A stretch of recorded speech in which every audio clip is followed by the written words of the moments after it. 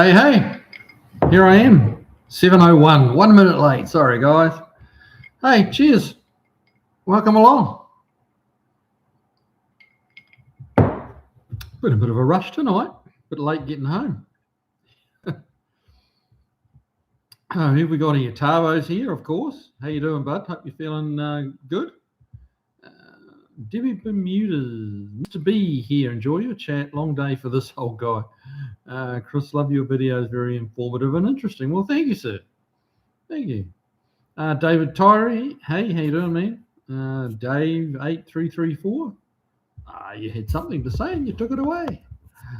So I'm sure you'll retype it. Paul Funk, hey, welcome along. Yeah, as you say, Paul, hit the like button, but a few of you already are, so that's good. Beagle Bob, 16 watching and only a few thumbs. Come on, guys. Yeah, well, hit that like button, guys. It helps the channel, helps the live, helps everything. So that would be awesome. Snow Crusher, good evening, sir. How you doing? Welcome along. Old timer. Hey, Kiwi, how are you this fine Tuesday? I'm pretty good, actually. Had a good day. And Vilefly's in the house. Good to have you here, brother. Your interesting sense of humor always adds something to the live, so that's good to have you here, mate. Mr. Freemesser, welcome along. Charles Dalton, hello, all one of the highlights of my week. Well, cool, thanks, man. Good to see everyone, and especially you, Kiwi. Well, it's good to have you here, man. Matthew Ward. Howdy, Kiwi. Everyone else, welcome along. So, what's been happening, guys? Tell me all about it. What have you boys been up to? The PG-rated stuff, of course. Well, it's quite a busy little start to the evening, which is very good. Fly. Oh, I'm all random access, comes with the fly brain. Yeah, well, there you go. Old timer, I'm sipping Jefferson's Reserve bourbon tonight. Very nice, right out of the bottle as God intended. Good for you. It's a bit hard to jam the ice cubes down the neck of the bottle, though, I find. Yeah. Steve Sadusky, love that 65 Impala Kiwi. Were you able to fix everything with it? Yeah, it was all pretty straightforward. Topped up the transmission, that stopped it slipping. It was just a bit low on fluid. What other little issues? Oh, the brake light. That was a funny one. It was kind of actually two issues with the brake lights. I thought it was maybe the e-brake because I had to free that up because the little pull that makes it ratchet down was not working. So I got that working. I thought, had a quick look, see if the brake switch was, maybe giving us our flashing light. But there was no brake switch there. The little metal bracket that holds the switch, or the switch screws into, was broken off and long gone. But the wire that was meant to go to it was, someone had thrown it up over the back of the kick panel, and it was a bare, like an uncovered connection. And that was just touching and bouncing around behind the kick panel. Bringing the light on. And also the little valve in the metering block that the GMs have that give you that brake light warning light switch. When the rear brakes had given up, not given up, but when they started leaking, it had dropped a bit of fluid and stuff like that. And the valve had moved one way to give a warning light, and it had stuck. So, by the time we got back and kind of, as we pulled into the shop, I kind of jabbed the brakes again, and that light came on and stayed on. So that was what it was. That little switch had jammed. So it was pretty straightforward stuff. Adjusted the headlights. That's just winding the screws, getting it, taking 10 minutes and lining up the lights up against a wall, and so they're good now. Yeah. Paul Funk, watching football. That's what you've been doing. Okay, well that's yeah. Now football. You mean American football or like European soccer football? Todd Denier, hey man, welcome along. Good to have Connor. You've been a bit quiet there, brother. Hope all things going well. How are you getting on with that AMC? Are you getting any closer? Biggle Bob, I pulled the bed off my truck today. Going to regret that in the morning, maybe for a few days. Yeah, that can be fairly hard work depending what you're doing it with. File fly pokes old timer's bottle with a straw clumsily. Trying to reach down in there, mate. Old timer, seen a 74 Saab two-door hatch, sporty type car on Marketplace tonight. 74, I don't even know what that looks like. Two-door hatch. Huh. No, you got me there. 74, that's fairly old.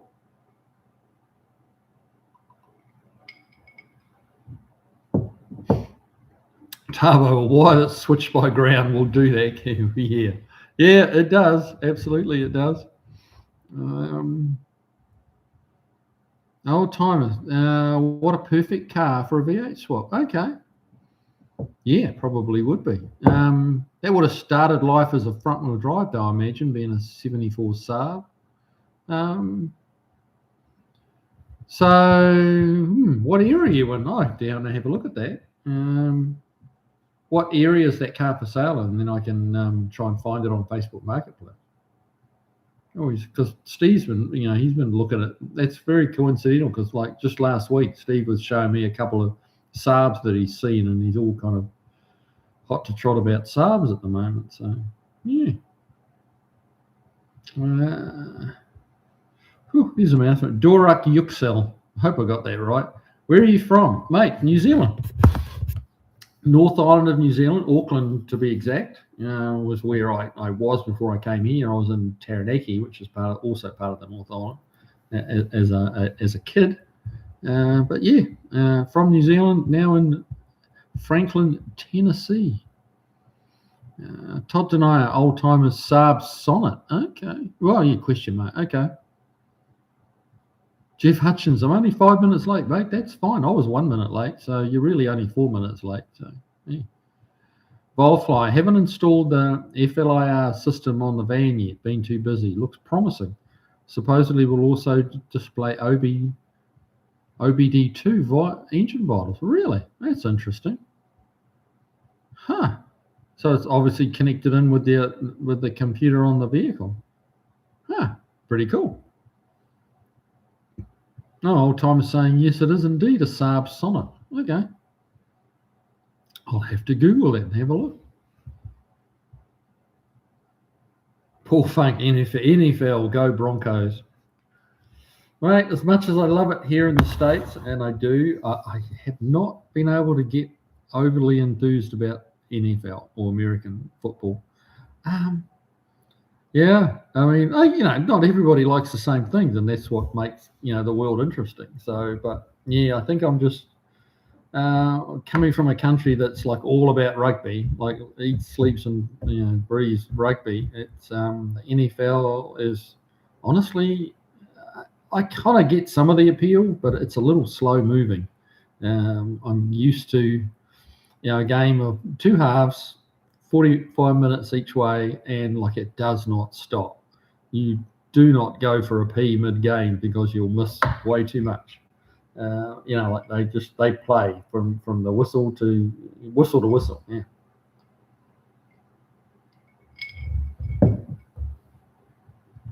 Princess Piggy 3, Beagle Bob's wife here. Hey, watching along with him. What does your shirt say? Okay, what does my shirt say?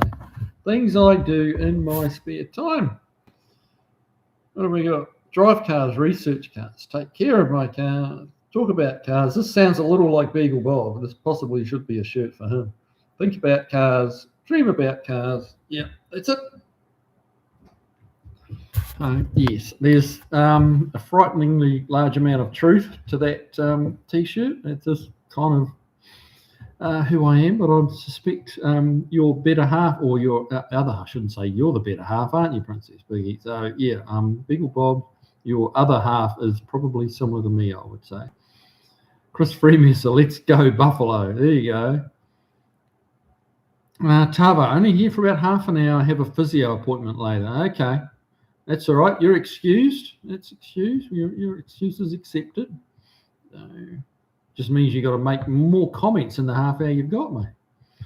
Charles Dalton spent the weekend sick, didn't get squat done, feeling 90% today. Mate, if you got that flu I had, it's brutal. Yeah. Shut up the page again. Roy Miller, hi Kiwi. Hey man, welcome along. Paul Funk, 74 Saab, is it a two-stroke? I'm going to guess it's not. I think the earlier Saabs, a little bit earlier, I think there's like the 60s Saabs, quite a few of them were two-strokes. I used to rally them years ago, and they were actually reasonably competitive. In the day, they wouldn't be competitive today, but that was kind of in the very early days of rally. People like Stig Blomqvist and that really drove the wheels off one of those. Tavo, apologies for that. They couldn't give me a later one. Mate, don't worry about it. Don't be apologising.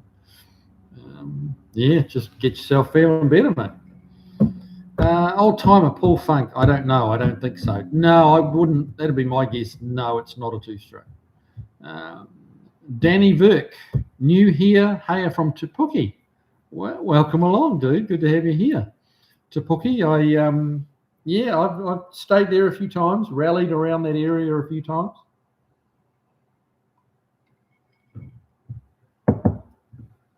Lovely place.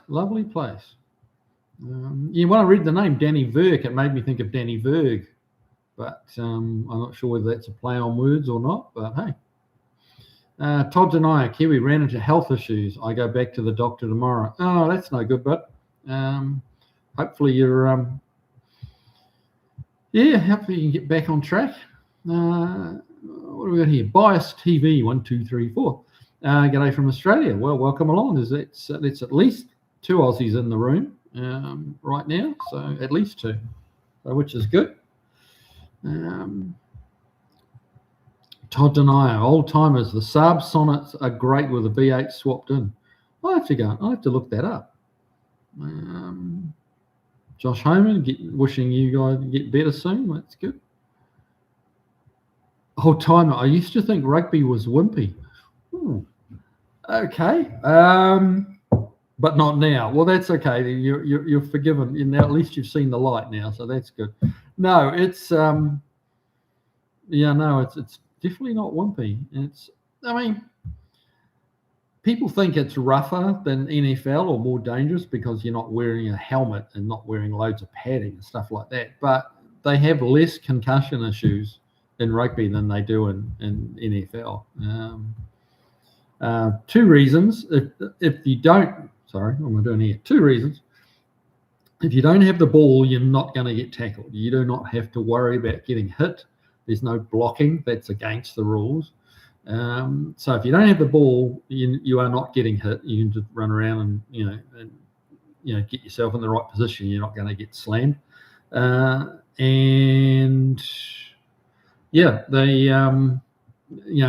they tackle, they have to wrap you up. They have to wrap their arms around you. You can't, like shoulder charging. It's certain. I mean, you'd be an idiot to like turn yourself into a torpedo like some of the NFL guys have done.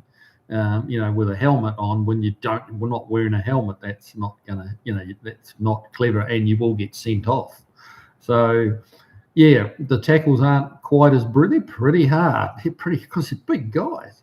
They're pretty hard, but it's not as violent as NFL, in my opinion. Now, does that make it better? Probably in some people's eyes, no, and other people's, yes. But I've encouraged quite a few. My boy used to play it here, and I've encouraged a lot of parents that to let their boys try it, and girls. It's quite a strong female rugby movement as well. It's a lot of people. Americans have a lot of reservations about rugby being more dangerous than NFL because the lack of padding and protective clothing, and that's actually what makes it a little, in my opinion, a little safer. They're clamping down in the LFL now. These spear tackles. Some of the violent tackles they're taking a dim view of because of all concussion issues they've had. But so I think NFL is getting better like that. But,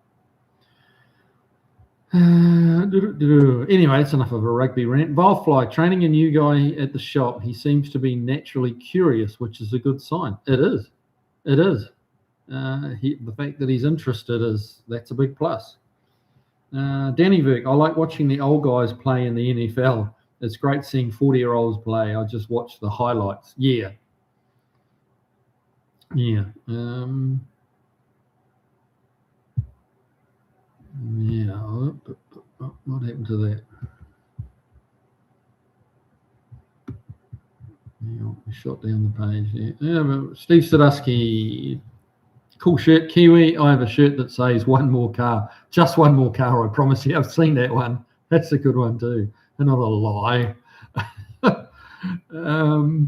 Josh Homan, you can't truly call any form of football wimpy. No, they are all physically demanding. Absolutely, yes. Fair comment, very fair comment. Jeff Hutchins, I can't watch baseball on TV, but I kind of enjoy it in person. Not enough to go out of my way for a game though. Yeah, I've watched a baseball game live and on TV, and yeah, it's not a bad game. I quite like ice hockey. Not that I've ever played it or anything really even like it. But, we go and watch, the games down in Nashville every now and again. It's a good show, it's a good show. Lots of entertainment. Steve Sadusky, where's Kev been? Actually, he's in the office. He's here with us, but he's in the other room.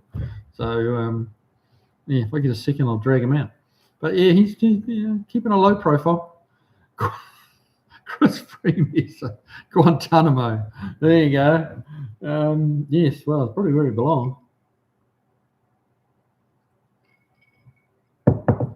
Josh Homan, no fan of sports ball myself either. It's not for everyone. If it was, that's all there'd be. There'd be no motorsport. There'd be, but yeah. Honestly, a good race, good car race. Beats a game of football or rugby. In my opinion. But I'm a gearhead, so what are you going to do? Paul Funk, I guess I'm thinking about the older Saabs being two-stroke. Yeah, the older ones definitely were. I think they were only a little wee engine too, like a little two-cylinder. But they, being a two-stroke, they could play with them and port them, and actually got them going reasonably well. Danny Vu, you'd know my great uncle Alan Strong. Yes, I know Alan Strong very well. Maybe not very well, but I certainly know him, yeah, and he would know me. He was in the rally scene there. Here's one of Possum Ward's old rally cars. Oh, wow. Yeah, well, they're all collector's items. So, yeah, I remember Alan. We've talked. You should ask him if he remembers me. I'm sure he will. Well, I'd like to think he would. Maybe I wasn't that memorable. Who knows? Josh Homan, the Sonnets were two-stroke. They were foul polluters. Yes. Well, I mean, that's a two-stroke thing, isn't it? Total loss oiling system. Out. Just drop it in, burn it, throw it out the exhaust. That's why you don't see two-strokes anymore. I mean, you can't even buy a two-stroke weed whacker anymore. They're all gone the way of four-stroke.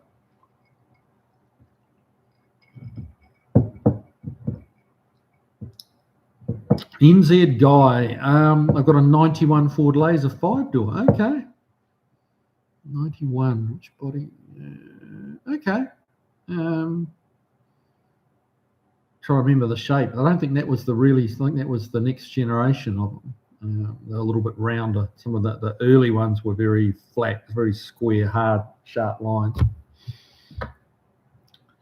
Todd Denier, Kiwi, the Saab Sonnet is a sporty little wedge. I would post a picture of one on here, but you can't. No, you can't, mate. That's unfortunately. I'll jump on my phone if I can catch up on the comments. I'll jump on the phone and then I can show you a picture.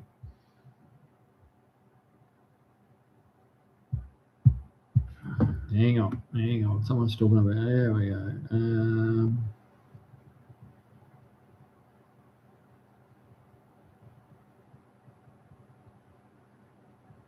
Yeah, where we go? New Zealand. Paul Funk. New Zealand All Blacks are one of the most successful sports franchises of all time, and I hope to see a game someday. Yeah, it's a great game. It really is. And yeah, the New Zealand All Blacks are very much. They've been world champion, I think, 3 times now. And that's 4 years. It's 4 years between championships. So yeah. Lane Conley, welcome along. I bought a silver Sharpie and have been labelling the sides of my tools in black blow molded cases so I can find them on the shelf. There you go. Yeah, I've got a bunch of specialty tools in those black or silver grey cases, and you've got to mark them, otherwise you spend too long looking for the right one. Todd and I, old timer, the Sonnet with a healthy V8 can be insanely quick. I would say so. Jeff Hutchins, I like full contact basketball. That's the only way I have a chance. If we play by the rules, I have no chance. My wife had a full ride for basketball in college. Wow. She won't play it my way. Oh, well. Can't win them all, mate. Todd and I, Paul Funk, the Mazda RX-7 rotary was a two-stroke. Yeah, well, all the rotaries, two strokes. Yeah.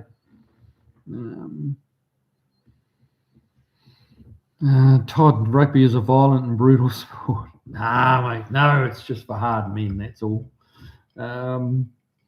It's brutal. I'd say I'd go along with brutal. Not really violent. The old days, 30 years ago, rugby was fairly violent before all the cameras, and any disagreements would be sorted out in the bottom of the scrum. Men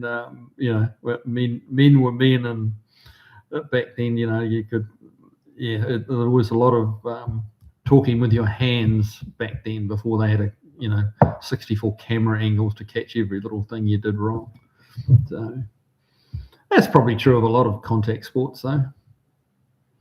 Vilefly, bad news for one of my hobbies. The source for my stainless scale armor scale. My stainless scale armor scales has stopped producing them. They only offer gaudy anodized aluminum scales to build with. The source of my stainless scale armor. Oh, okay. Stop producing them. Okay. Tell me more about this hobby. What are you making with scales?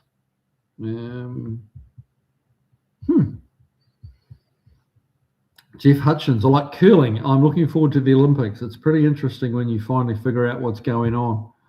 I've seen it and I've not been able to figure out what's. I guess it seems a little bit like indoor bowls, but I don't really understand how that works either. So, but it's always entertaining when they just hurl one down the middle and just flat out, and it just smashes the other ones out of the way. It's kind of spectacular. But it can be a little bit. It can be, for me, a little sleep-inducing when they're just trying to sneak one up an inch away from the other. Whatever they call those great big lumps of rock. Old timer Todd, I seen it and immediately wondered if it would hold a 347 Windsor Ford engine. There you go. I like the way you think, old timer. So I'm done with a half-done welding apron. I see.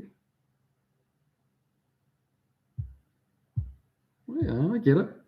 Josh Homan, I'm not sure if the Sonnet was a two-stroke or not. There's only so much room in my noodle for storing info. Mate, I know exactly what you mean. I'm going to say in 74 it wasn't a two-stroke, but we'll see. Google will tell the story. Vilefly would have been so very impressive. I'll bet it would. Scale armor.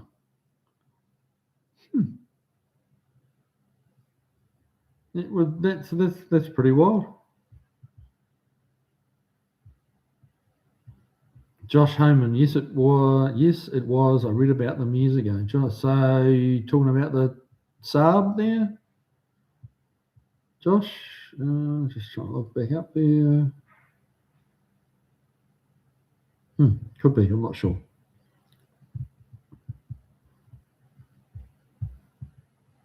Now, Todd Denay, old timer. I think it will fit, but may require a hood scoop. Oh, well, that's okay. Well, looks cool, but will give you arthritis to weave. Wow, that would be kind of interesting to see.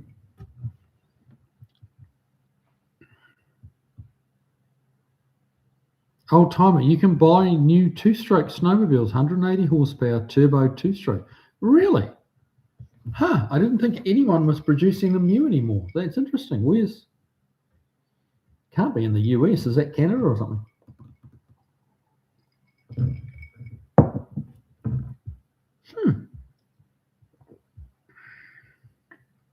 Lane Connolly, early sales were three-cylinder two-strokes, then went on to the German Ford V4. Okay. Yeah, I think those three-cylinder two-strokes were in the 60s. Danny Burke. So funny. New Zealand is so small. There is just one point of separation between us, and I've never seen you before in my life. Yeah, it is. I mean, it is a fairly small place. Yeah, for sure. I mean, I used to, if you know anything about rallying, you'll know who Hayden Paddon is. And I used to race the same time Hayden Paddon's dad was rallying. So I've rallied in the same events with Hayden Paddon's dad, who's going back, I believe, into the WRC this year, which is kind of cool. Good to see him get a second chance in there because he is a very talented driver.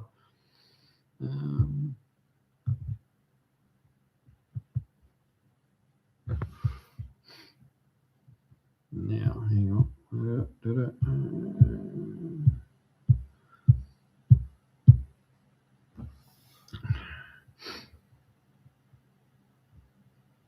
Firefly, still wonder how well a chainmail covered bench seat would look.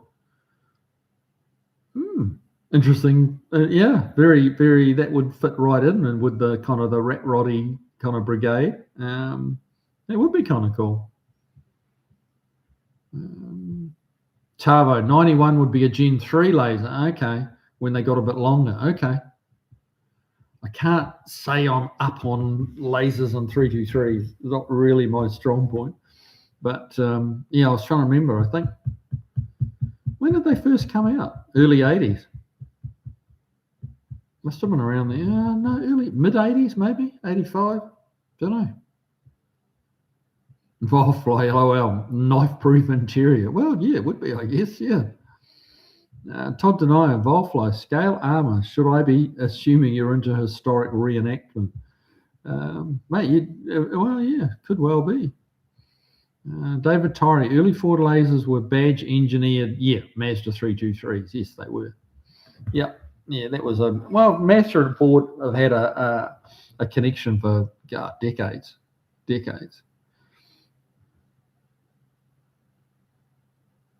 Volfly. I did only a little historical play, but they held it in June, which kills. It would be a bit hot. Be wearing chainmail and stuff like that in June. Ooh.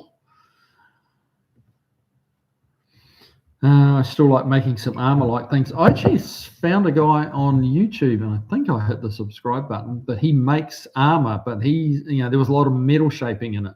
And he had some interesting, or has some interesting tooling for, making the curved like shoulder plates and stuff like that, and breastplates, and the way he was stamping them out, or pounding them out. Not really, it was starting with a flat sheet of metal.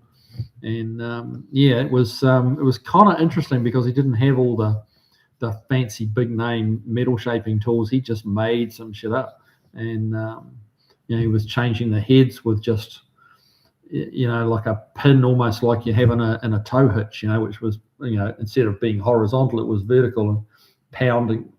I didn't see what was making it go up and down, but it was, and then he just had a dished wooden block that this thing was pounding on it. It was just curving, and he was getting the shapes, and it was my kind of guy because he was just doing it, like he made the stuff to make it, and it was just good to see people making stuff. Todd Denier, cameras and working has ruined rugby and other sports. Yeah. Jeff Hutchins, I want a Saab JAS 39 Gripen F. What the heck is that? But I don't have. Is that 90 million lying around? 90 million. Yeah. That's what you're saying there, 90 million. Or is it 90,000? No. 90 million. What the heck is a JAS 39? Lane Conley, I read a bumper sticker once that said, rugby players eat their dead. That's a little harsh.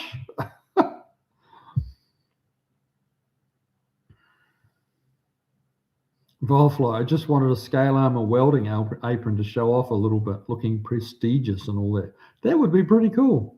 That would be pretty cool. I understand why we were trying to do it, but wow, that's kind of sucks that you're out of scales now.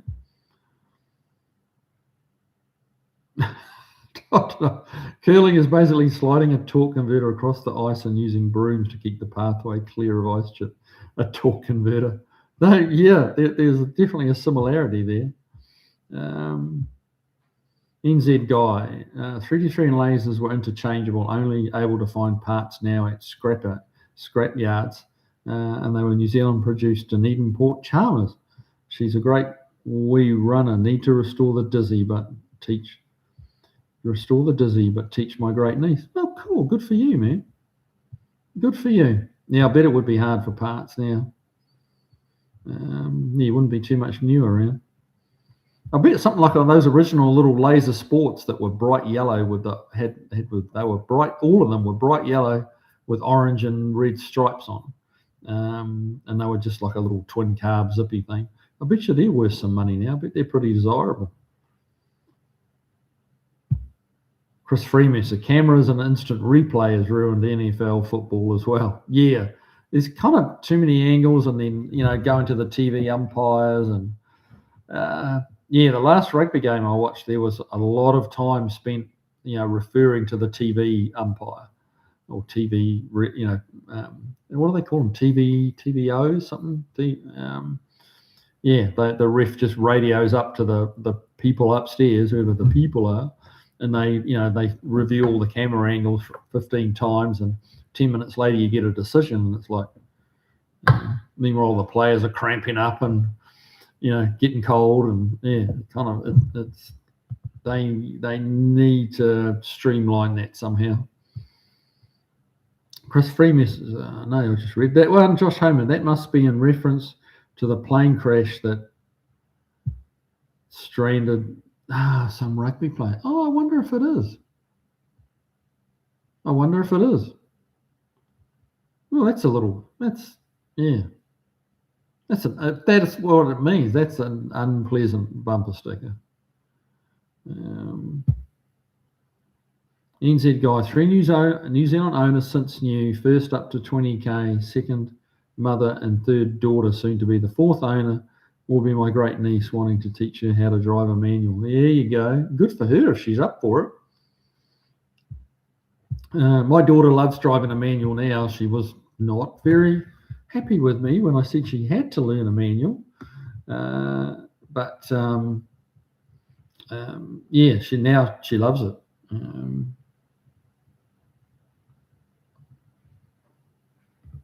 Josh Homans, yes, I was talking about the early Saabs, right? Okay. Now, old-timer Kiwi, the turbo 850cc two-strokes are made by Polaris and Ski-Doo. Google them. Wow. That's a lot of horsepower.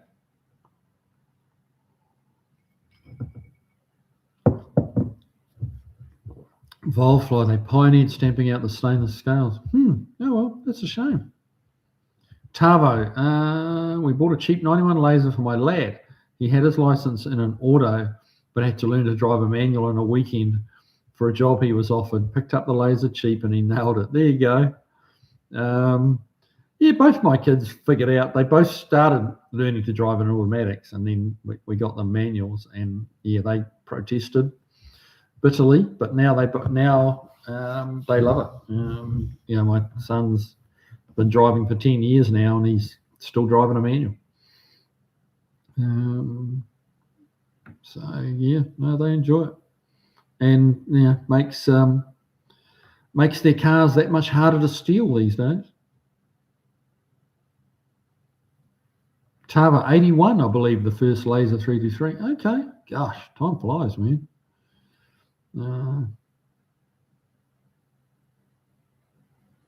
It's a hatch, not the long stretch version Laser that were first released in March, not 81. Right. Yeah, the hatch is a much better looking car.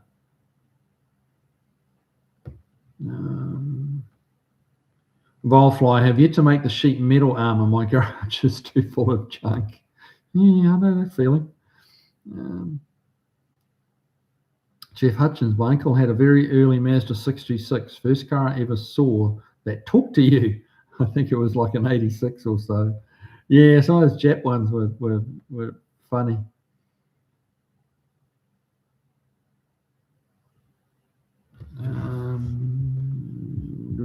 Todd Denial, Volfly, I used to do Rendezvous, which is a fair trade historic reenactments. My persona was my real life. My real life 7 times great grandfather. He was the first to be called a Voyager. Oh, wow. Crazy stuff. David Tyree, lasers were assembled in Wirrie, Auckland. Yeah, I think they came in like CKD, weren't they? They like completely knocked down, they called it. So like a man-sized kit set. We didn't make the parts in New Zealand. We just assembled the crate of parts that arrived. Volfly, I would still like to tinker with making the sheet metal armor, but I need room for an English wheel. Yeah, you and me both, brother. You and me both. Jeff Hutchins, here we go. Saab Gripen is a multi-role jet fighter. 90 million. Yeah, that'd be nice to be able to afford one of those and have something left. That'd be good.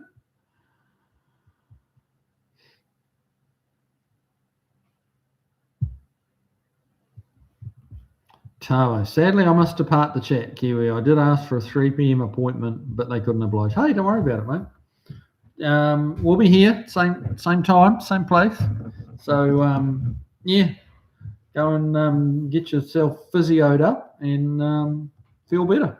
So, all right. Cheers, man. See you later.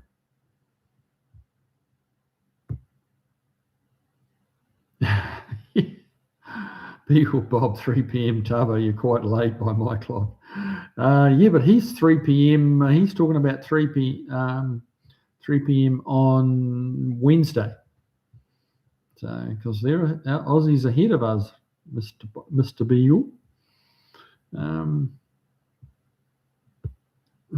Todd deny Mazda 626. I'd rather have a Mazda 426. That's pretty clever. Yeah, Mazda had like their numbers. They had 323s, they had 626s, they had a 929, if I remember rightly. Mazda 929. Yeah, sure they did. Yeah.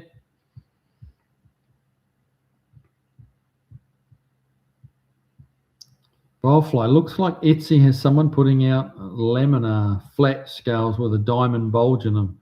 Needs a leather backing to anchor to, though. Might look good to rivet them to sheet metal, though. Okay. How big are the scales? Like little teeny tiny things or like an inch long? Or I'm curious. Stephen Bunky Bird, how are you, mate? I'm good. I'm doing great, actually. Doing good. Paul Bruno, hi, everybody. Hi, Mr. Bruno. Wildfly, be right back. Dog's going nuts. Oh, they're trying to eat somebody.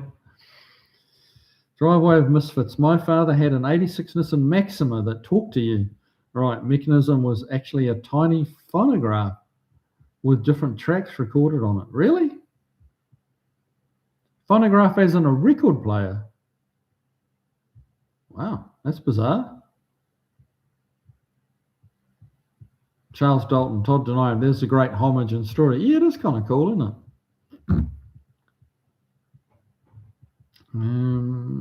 David Torrey, some parts were made in New Zealand. I used to weld up the car seats. Oh, wow. That's kind of cool. Max level Kiwi. Which one of your cars do your kids want? Well, Boston gasoline's $2.79. That's pretty cheap. It's around $3 a gallon here. Some places are a bit less. Some places are like $3.20. And I've seen it down at about $2.80. Oh, so about the same. But yeah, you've got to look for it to get it at $2.79 though. As for the cars, my son wants the KSV 9000, and my daughter wants the blue 65 convertible that I built for my old man. So that'll probably be going to her one day. And yeah, the KSV to my boy, he'll probably scare himself silly driving that, because he's used to Ford Focus, which has a little bit less power than the KSV.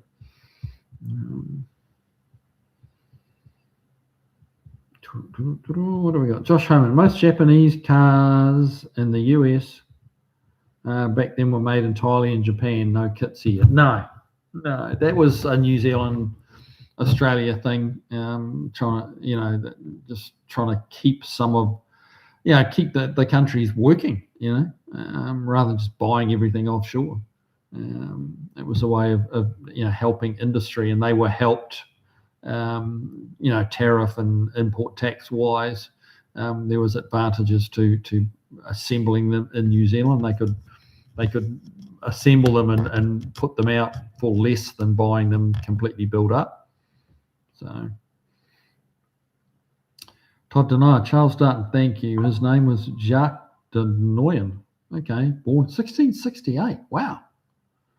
Died 1745. That's a good old age in those days. That's quite old. That's so what's that? 32, 77 years old. That's an old man in the 1600s. That's a very old man. That's impressive. He mapped out from Lake Superior to Lake Winnipeg in 1688. First white beyond Lake Superior. Wow, that's some history. That's pretty awesome. Chris Freeman said, yeah, a tiny record player. There's a video here on YouTube of a guy who got one of our junkyard and figured out how to play the tracks. Wow. That's amazing. A little record player. That's insane. Charles Dalton, Todd, I need to go and read up on that. Of course, at my age, I love history. Yeah. Volfly, I think the scales are close to tablespoon size. Okay. Well, that's a decent size. Yeah, you could certainly rivet that on. For some reason, I had in my mind like little quarter-inch things. I'm not sure why. Probably thinking of scales like on a snake or whatever. But yeah, given they're for armor, that makes sense. Yeah, funny where your brain just goes to something and then gets stuck on that. LVG got out from under the 60. Hi all, welcome along, mate. You still fighting underneath that thing? What? I thought you'd got the transmission all fixed up, or is it still giving you grief?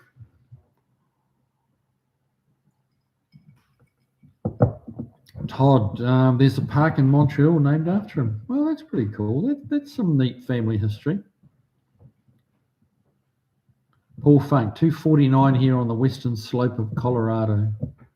Very nice.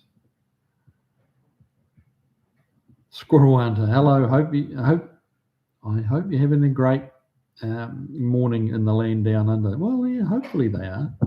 We're having a lovely evening here. Yeah. Fish Geraldine, just realised it's Tuesday as I was going to bed, taking meds and can't stay awake. Have a long recovery going on. Regular gas, $2.29. Wow, that's cheap. Oh, well, that's no good.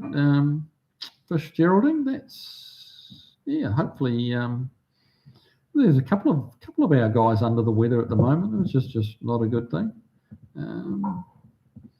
Shoot me an email, bud, and let me know what's going on. Snow Crusher, 404 Canadian, American gal up here. Okay. 404. Yeah. That's not too bad given the exchange rate.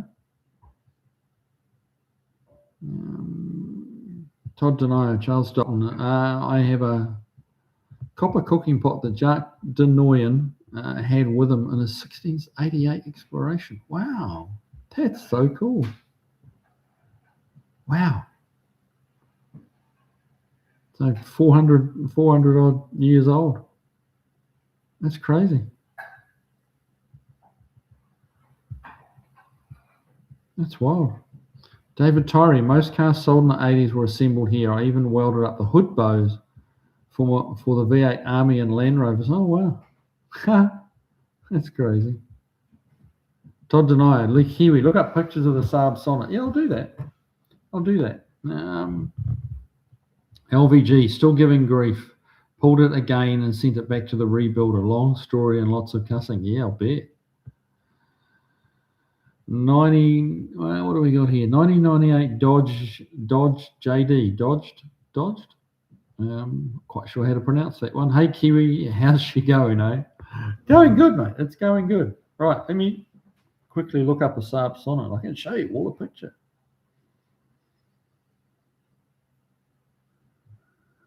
Hang on.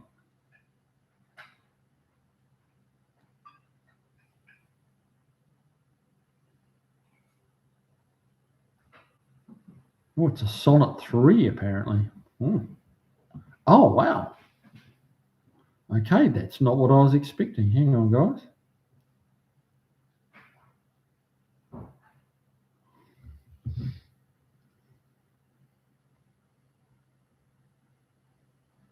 Picture. There we go. Oh, no. Go away.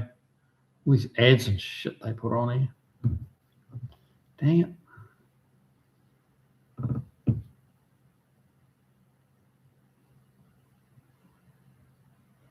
All right, I'm getting there. Bear with me. So, that is a Saab Sonnet. That's a cool looking little sports car. Try and get in closer. Try and make the screen a bit bigger. That's pretty cool. Now, looking at that, I'd say that is a front engine. I would assume a front engine rear drive. That's pretty cool. I like it. I like it a lot. Yeah, that would be great, V8 conversion.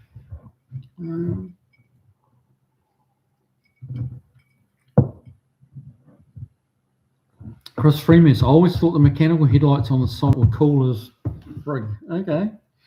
Come on, wake up, phone. It says it won't recognise me. I must be an imposter. There we go. Now it did. Oh, it's got a V4 as weird. V4 engine. Oddly proportions body shape. I don't think it's oddly proportioned. It's not. Oh, this one. Pop-up headlights. This one doesn't have pop-up headlights. Oh, it does. Sorry, I tell a lie. Now I zoomed in a bit. It does have. Sorry, I told a lie. It does have pop-up headlights. You can. We can get stop the light reflecting weirdly. Yeah, you can just kind of see the pop-up. I thought the two little, I guess they're fog lights or something. But yeah, I think that's a very cool looking car. That I could own one of those. The V4 would have to go though. That's not a good thing. V4 that's better that way.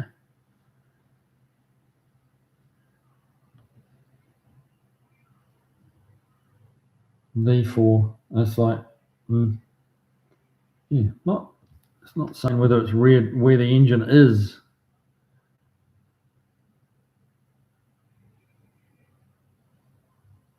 Huh. 1700 cc's. Top speed of over 100 mile an hour. Fiberglass body. Yeah, man, I think it's a cool looking car. No, it's kind of from get the this is here we go. It's kind of got a bit of a 240Z look to it from that angle, I think. not exactly. You wouldn't mistake it for a 240Z, but I think there's shades of it there. And that's 10 grand. And that one and that, which looks to be in quite nice condition, and that's for sale for 9,900. 14,000 miles on the clock. Huh.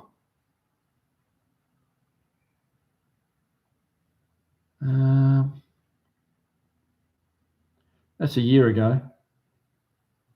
Interesting stuff. Back to the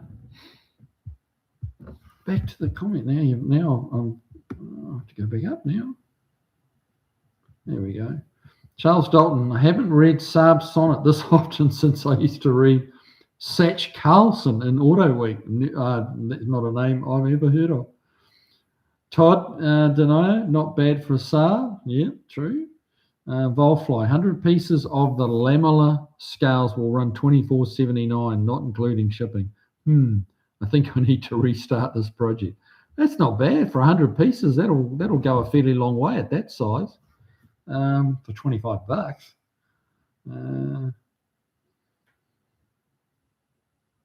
Andrea Mills, 5852. Hello from the mountains of North Carolina. Hey, welcome along, man. Good to have you here. Pycris Burton, I was always partial to Opel. I thought they made cool cars. Yes, they did, actually. You're absolutely right. I agree. I always thought when they were rallying, back in the 80s, 90s, maybe 80s, I think, the Opel Manta was a cool car. Paul Bruno, hello and welcome, Andrea. Yeah, is it Andrea or Andrea?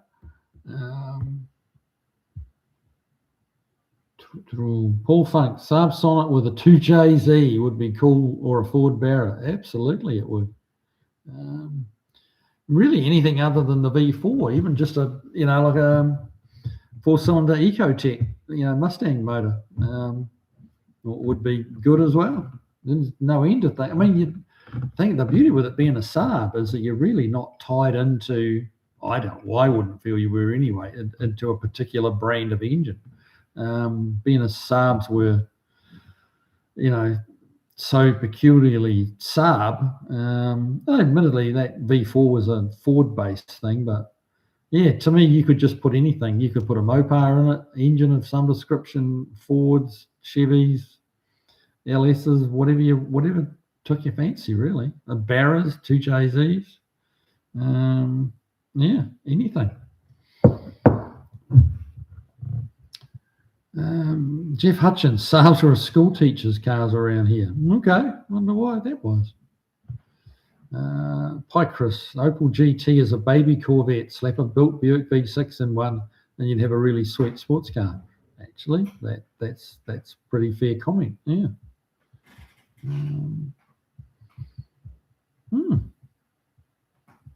Jeff Hutchins, now that I've seen the picture, I've seen Saab Sonnet somewhere in the past. I can't say I've ever laid hands on one in person, not hand, but never seen one with my own eyes other than a photograph. Dave 8334, 70 Opel GT for me, please. Yeah, that's a good looking car too. Barry Cooter, hey, welcome along, bud. Good to have you here. Saab assembled Plymouth Valiants for the Swedish market. I seem to remember you telling us about that a week or two ago. That had gone out of my brain again, but yeah, that's not. I think it was you that told us that a little while ago.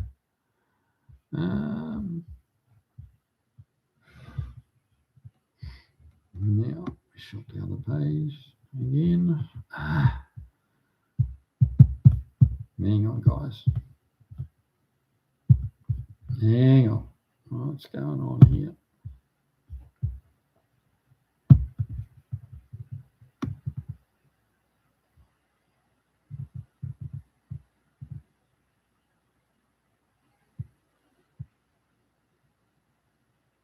Yeah, there we go.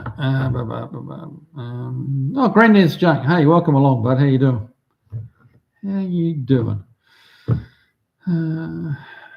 LVG, kind of like an Opel GT baby Corvette. Yep. Yeah, those Opel GTs did have that look about them. I agree. Jeff Hutchins, our friend's neighbour had an Opel GT when I was a kid. She seemed to like it. It wasn't very old back then. No, probably not. Fairly small little cars. You know, they're not big cars, but that makes them super agile, like quite nimble little cars.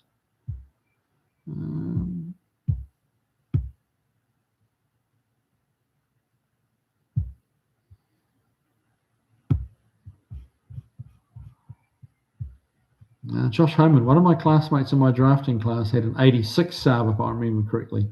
It had a bumper sticker on it that said, discourage inbreeding band country music. Oh, imagine driving that around Nashville. That would not go over very well at all. That would not go over well at all. Though there could be some truth to it.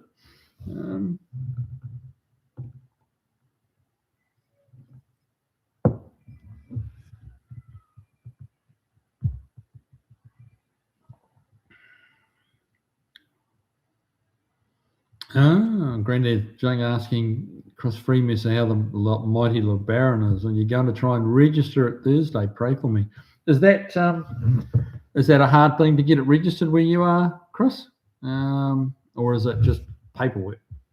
Or do you actually have to pass some inspections? Granddad's Junk. Todd, how far away are you from buying the Marlin? Yeah, it's a good question.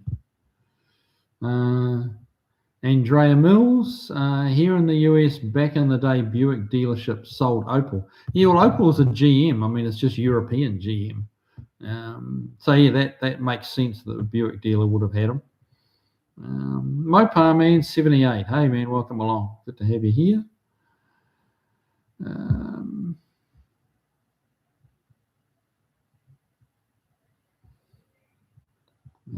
Granddad's Junk, have no fear, Chris. It will go through, no worries. Should do, yeah.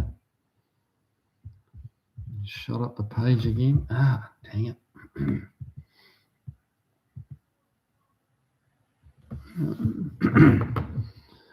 Todd Denier, Granny's Junk, hope to know something tomorrow, keeping fingers crossed. Yeah, well, we're all keeping our fingers crossed for you, man. Hopefully you'll get it. Chris Free Messi, you're more optimistic than I am. Granny's Junk, did we get enough donations to get it? Well, certainly not enough to buy, to pay for it. But we got a few donations, and yeah, so it helped. Yeah. Jeff Hutchins, Jerry Seinfeld drove a Psalm all the way through the series. Really, I didn't know that. I was never a huge fan of Seinfeld. I got to be honest. His sense of bits of it were funny, but it never really made me want to watch a whole show. I was just not. Yeah, I know he was hugely popular, so it's a me thing. It's not a him. He's done extremely well. So, but yeah, different folks, different strokes, and all that. I mean, I used to love Tim Taylor. Tim Allen, I should say, in Tool Time. That was a must watch. But Seinfeld.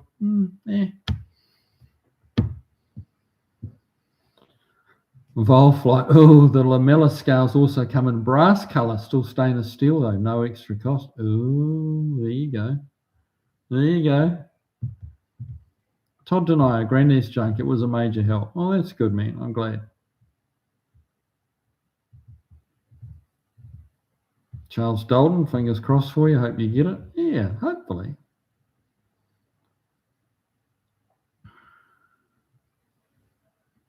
Lane Connolly, the Saab Sonnet was tiny and front wheel. Oh, it was front wheel drive. Okay.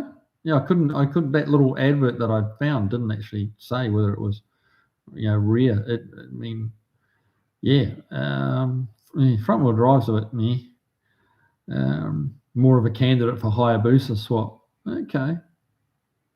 Yeah, it doesn't. You've got nothing those photos that I was showing you guys really. There's nothing to get a sense of scale from it. So. But yeah, there's been some interesting Hayabusa swaps, isn't he? Andrea Miller, got to go. Cheers. Hey, thanks for dropping in. Beagle Bob, a mouse chewed through the tape covering my intake on the Mustang and might be living in the #1 runner. Oh no. I'll try to check once I get back working on that car. Well, there you go. You can always just fire it up and suck it on through. That'll be a hell of a wake-up call for the mouse, wouldn't it? Yeah. Todd and I, thank you to everyone who donated to help me get closer to getting the marlin. You're most welcome, brother. Most welcome. And those that donated, you know who you are. So Todd's, yeah, we've emailed a little bit too, and he is very grateful. So it's good stuff. Jeff Hutchins, Andrea Mills, yep, sold Opals through the Buick dealerships. Didn't remember that until you brought it up.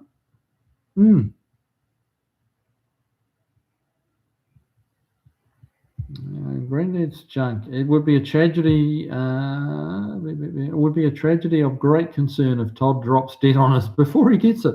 Well, yes, I mean, particularly tragic for Todd, but yeah, it would be definitely a tragic thing. So, yeah, fingers crossed.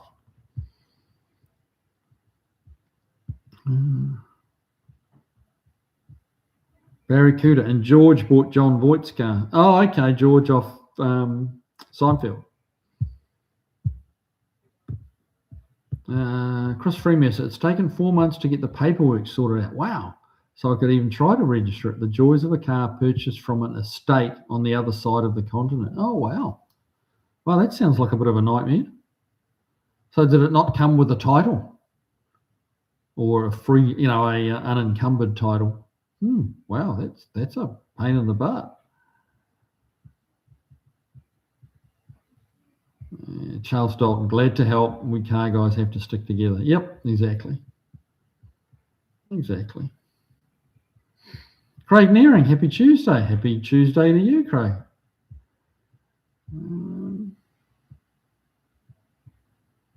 Paul Funk, wishing you luck as well, Todd.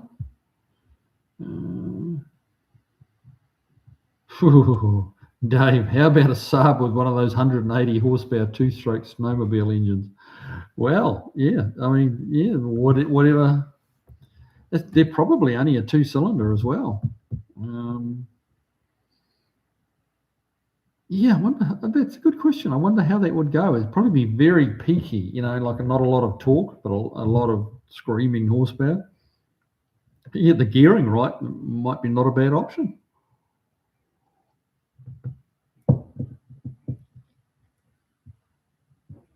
That'd be a giggle down at the if you had an emissions testing centre in your area, try and get it through there. Good Lord.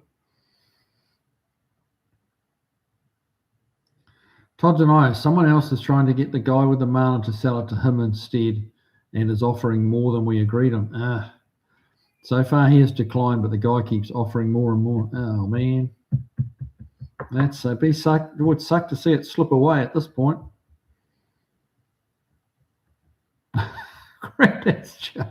Todd, that's the work of the devil. Send ice onto them. Oh, good grief.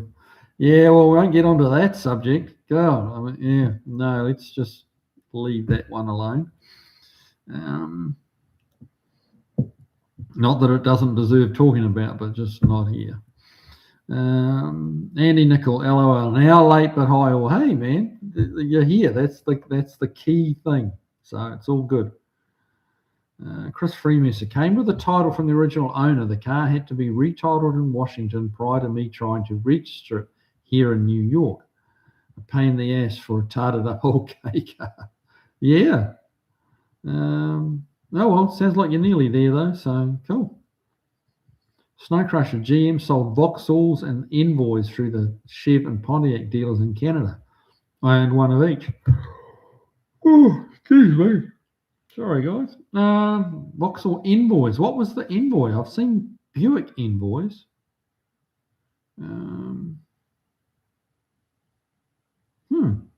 So Vauxhalls I'm very familiar with. Not so much the Envoys. Lane Connolly, GTI 900 Garage is a YouTuber restoring an Opel GT in Finland. He is a master metal shaper on the order of Scott from Cold War Motors. Okay.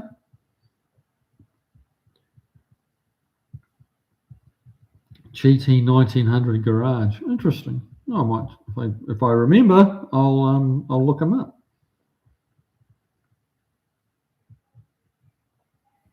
Todd and I, Granddad's junk. Every lake and river around here has over 2 feet of ice on. Oh, good Lord.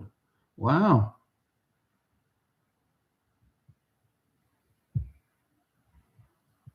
Yeah, wow.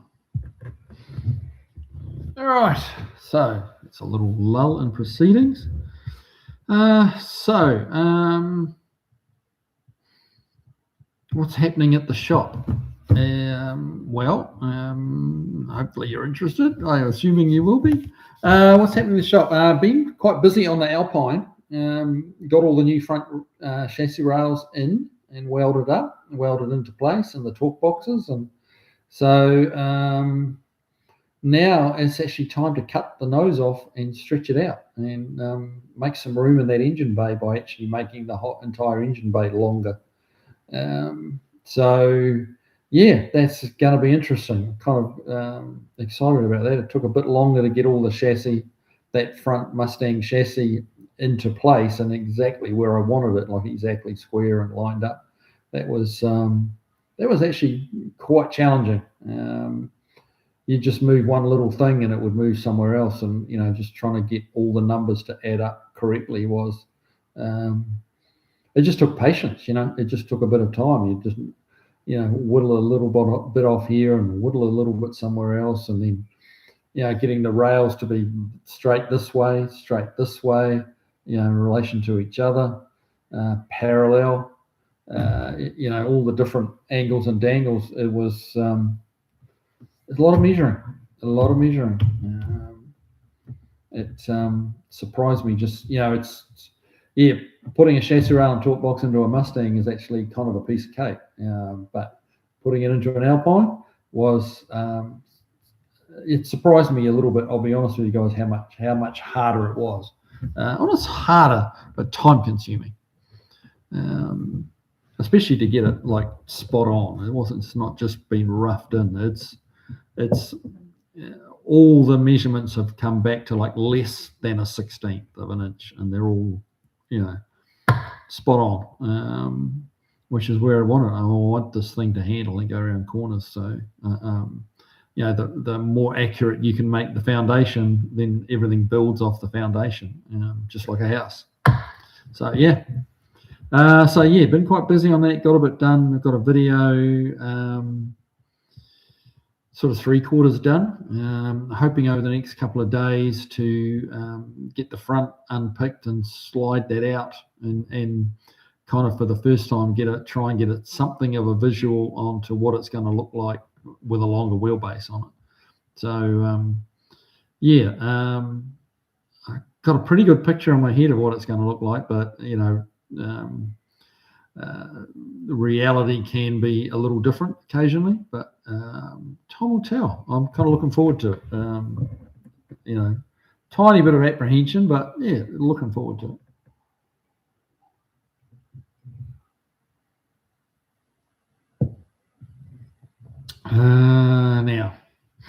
Now, Snow Crusher, English built, same as Vauxhall, just rebadged. Oh, the Envoy. Okay. Huh. Green junk bow laptop. Sounds way too cold. It sounds way too cold for me too, man.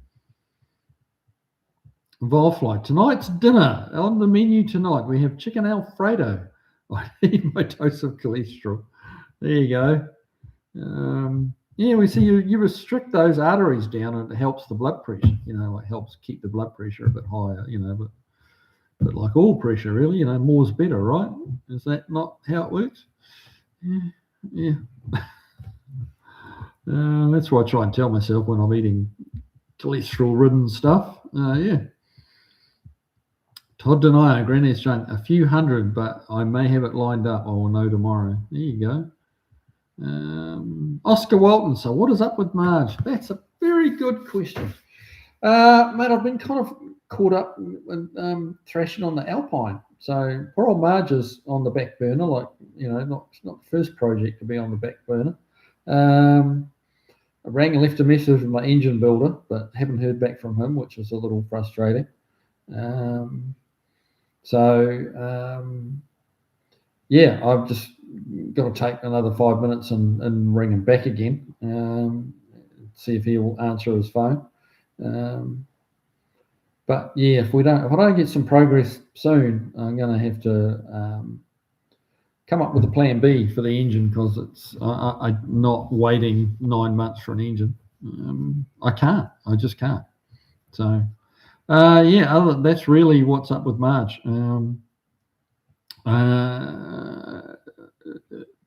Have been thinking about Marge and what I could do in the meantime.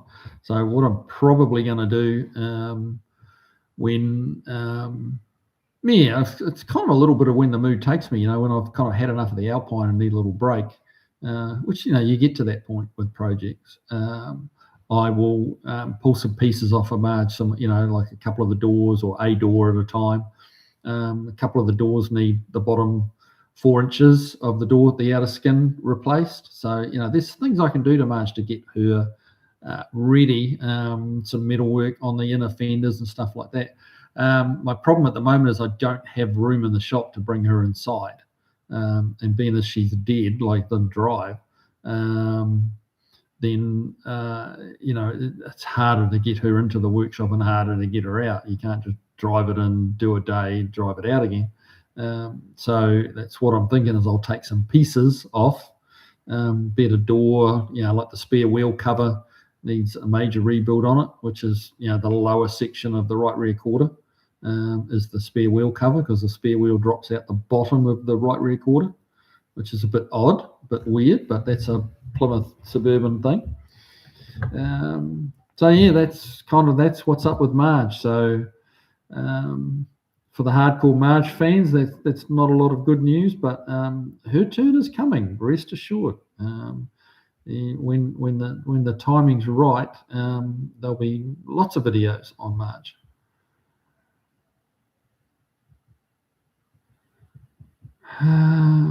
Driveway of misfits. If you name the car Pinocchio and force it to tell lies, the nose will extend itself. No cutting required. Yes, well, that could well be the name of the video. Alpine gets a Pinocchio job, something like that. Yeah, Pinocchio.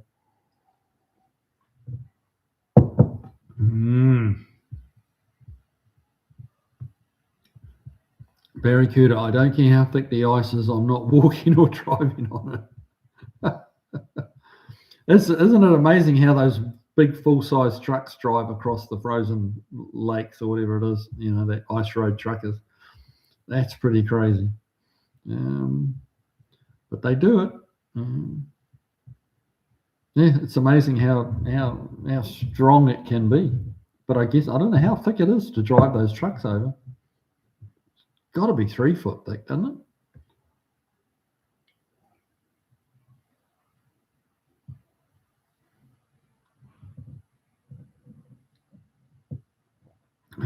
Todd denied Granddad's junk. It's not that cold here. I've seen it way worse. It's been about 30 years, but have been colder than minus 60 Fahrenheit here. Wow.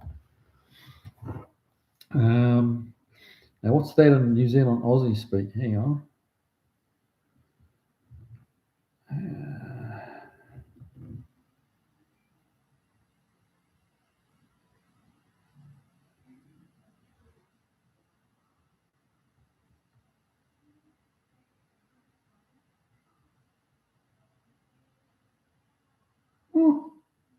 Okay, minus 60 is minus 51 degrees Celsius.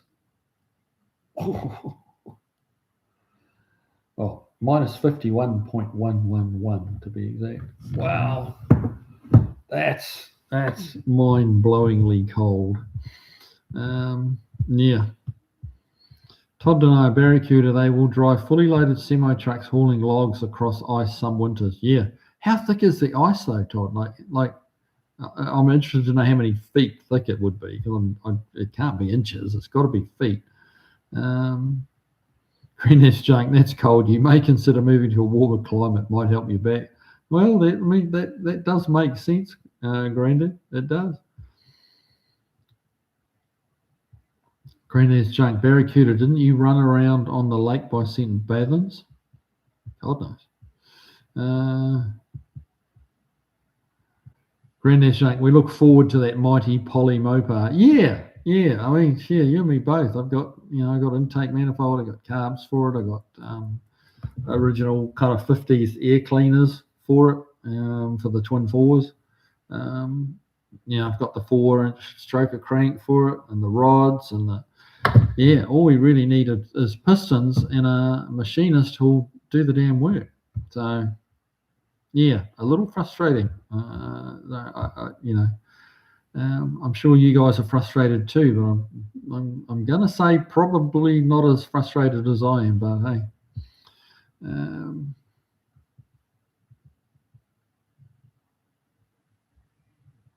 Todd Denier, Granny's saying, if you were to see where I live, you would understand why I still live here. It's called God's country for a reason. Yeah, it's pretty beautiful up those parts, I believe. Todd, I'm pretty sure it didn't freeze in either. No. Andy Nickel, 8 to 10 feet. Yeah, that's fairly thick.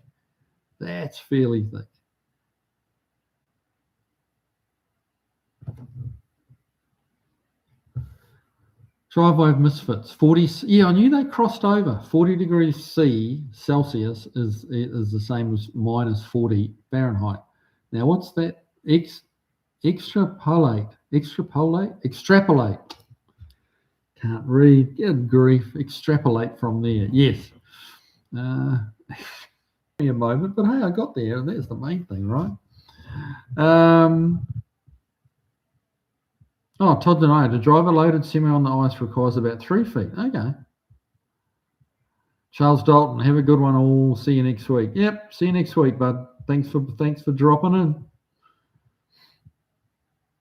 Volflow, really weird weather in the Midwest this year. 62 degrees Fahrenheit in January is crazy. Yeah, we were up around that. It might have only been the higher 50s, but I mean, it's pretty close. But yeah, like the other day, and it was last week, I had the workshop door up and I was wearing a t-shirt, and it was not cold. Admittedly, I was busy, which was keeping me a little bit warm, but it just wasn't cold,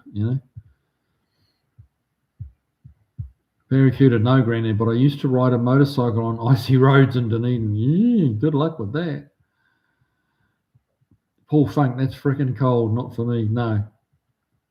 I don't like the heat, but holy moly, there gets a point when it's so cold. I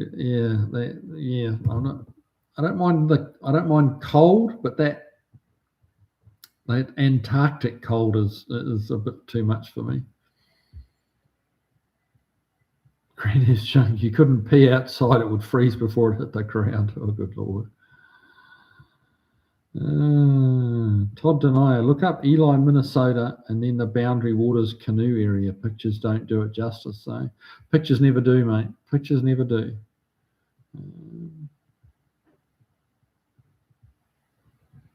Sir Ghost, what is your opinion on Jig's engine build, and do you have a suggestion on Jig's engine build? So Jig's doing their own.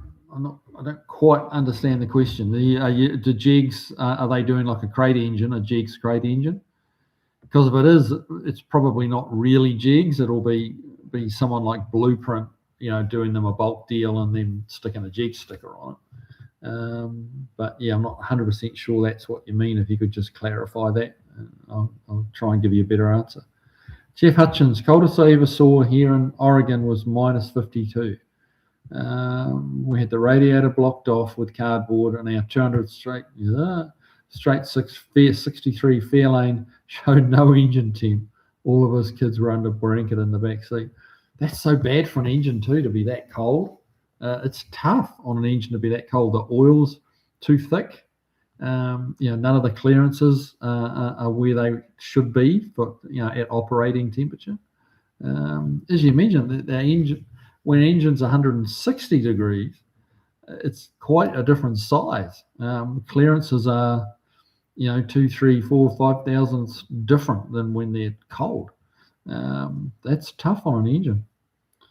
But yeah, even with cardboard, it wouldn't register. Wow. Snow Crusher spent lots of time on frozen lakes and rivers racing and riding snowmobiles. Ice usually got up about 3 foot thick. Wow, that's crazy. I'm very glad there are no bears in New Zealand. Yes, well, I'm still waiting for my bloody centre console lid for my Audi after the bloody bear got in it. That should have been here by now. I'll have to chase that one up as well.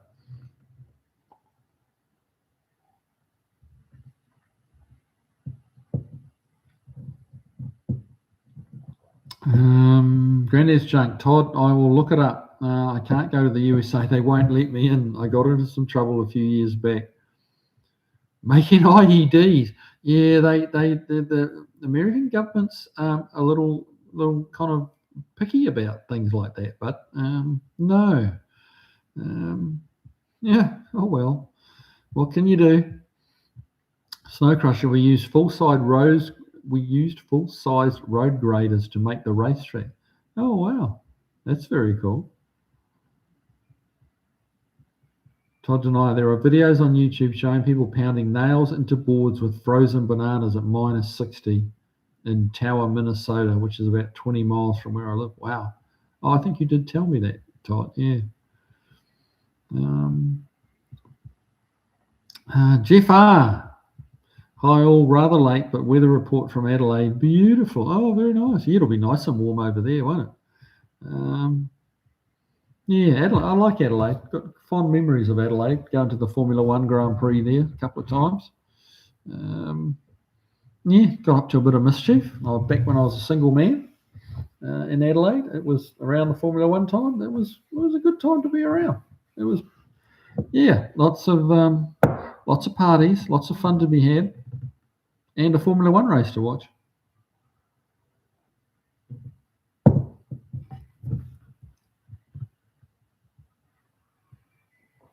Andy Nickel, yeah, lakes around here in the northern Alberta get around 3 foot. Farther north, where the temps can dip to -40, -50, the ice can get much thicker. That's crazy.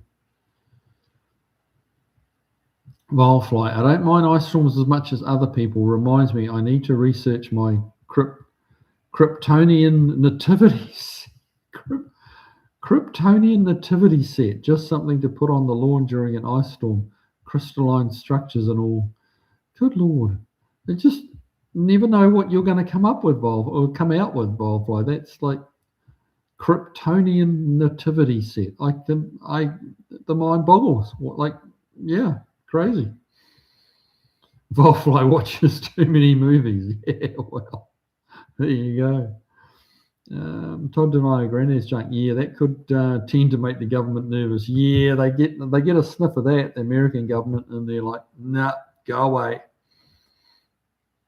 So goes. Jegs offers a 347 drop-in for my Mustang, but I hear they use Chinese counterfeit parts. Okay. Yeah, I can't. I'm not familiar with the engine, so I can't really give you a truly informed opinion. Yeah, one thing you can be sure of, Jegs won't be doing it. They haven't set up with a machine shop and all the stuff required to build engines. But I mean, compare prices. Like if they're considerably cheaper than other crate engine manufacturers, like everyone has to be. It's such a competitive marketplace now, and everyone has to be competitive.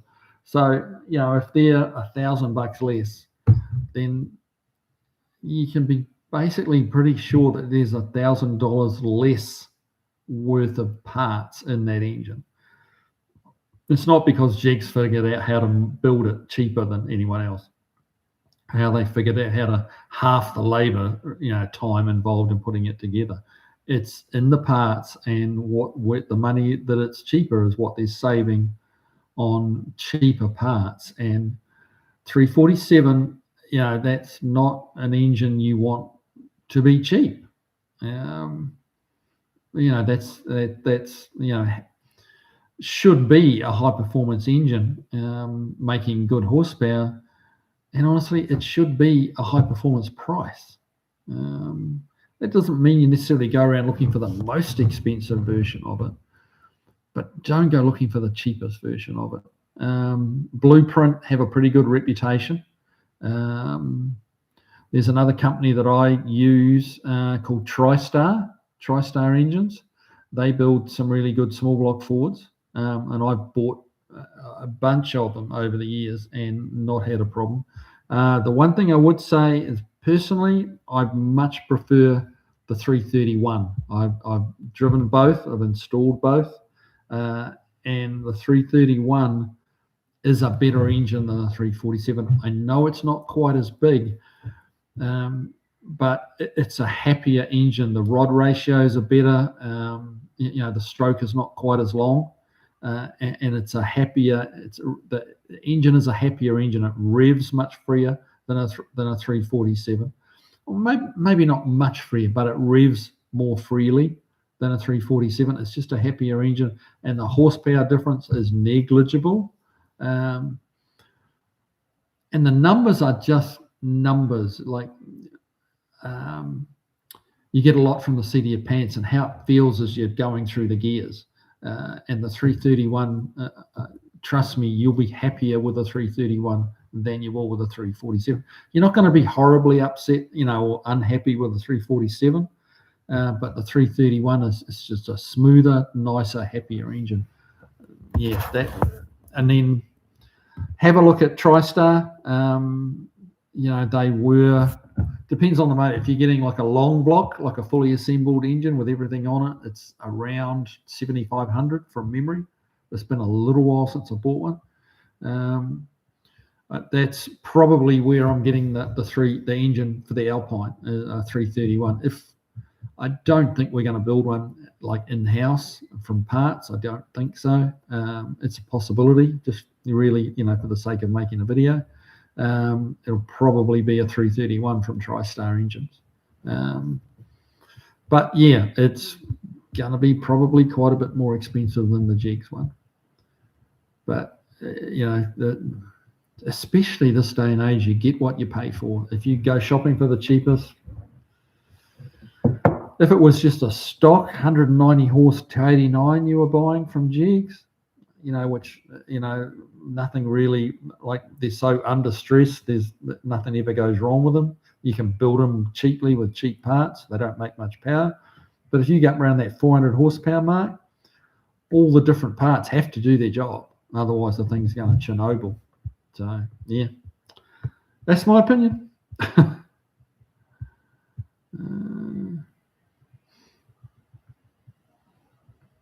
Now, where are we up to?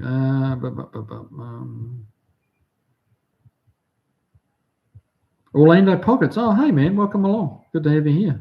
Phil Dodge Fury's here as well. Cool. Good to have you here.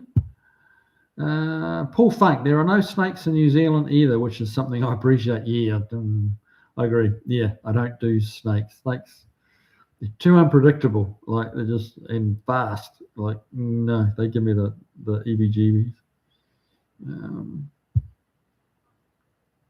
Craig Nearing, one cold winter, my 352 Ford shook and clattered so bad it was hard to believe it was actually running. It was minus 26 degrees Fahrenheit. Ooh, yeah, that's cold. That's cold.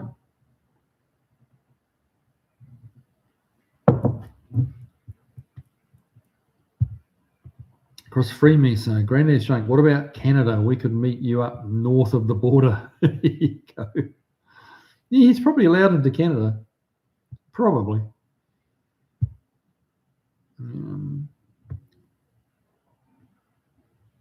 Jeff Hutchins, you don't stop driving at minus 52. One guy broke down and froze to death on a stump while walking out.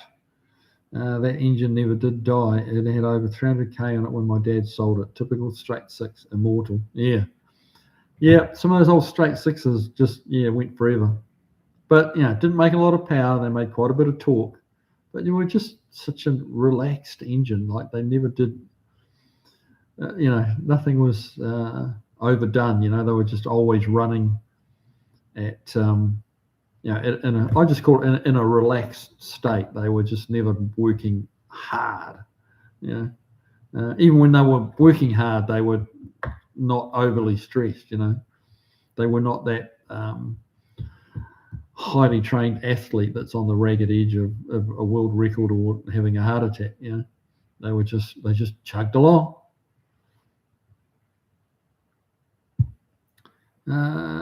Jeff R. I went to all the Adelaide GPs and was at an age to party rather hard. Maybe we shouted each other a bourbon or six. Maybe, mate. Maybe we crossed paths in another life. But good Lord, it was a lifetime ago, wasn't it? I've still got a Schumacher flag from Adelaide. Michael Schumacher one. When he was in the Benetton. So that's a while ago. Granddad's Jane, Chris Freemesser, that's a good idea, or I could offer my services to the Ukraine. Oh, go over there with your twin-turboed 54 Ford and show them how it's done, mate. That could be the answer. Turbocharge some of their tanks.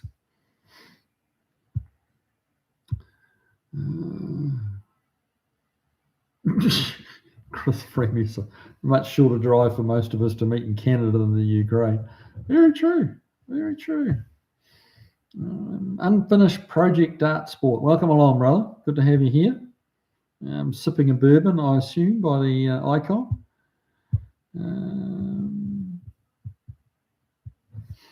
Hang on.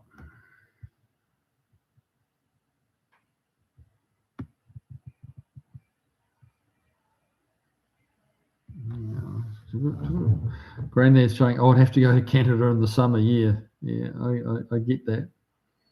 I want to go up and visit old Scott at Cold War Motors, but I ain't going in winter time. I just saw his latest video, or I saw the opening of it, and had time to watch it all yet.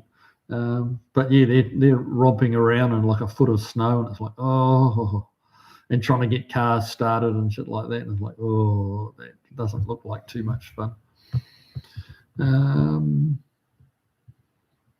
Jeff R. I've rewired a friend's HQ and replaced the fusible link with a resettable 60 amp circuit breaker. Are we likely to have trouble? No, shouldn't do, no. A fusible link, it does exactly the same job as a resettable 60 amp circuit breaker. No, it does exactly the same job. So one's resettable and one is not. It burns out. You got to replace it. So yeah, no, you'll be golden there, mate. So Ghost, thank you, sir, mate. I hope the advice helps. I really do. Granny's saying, if you Google my name, it still comes up. Shame, really, they blew things completely over the top. That sounds like quite an interesting story. Yeah.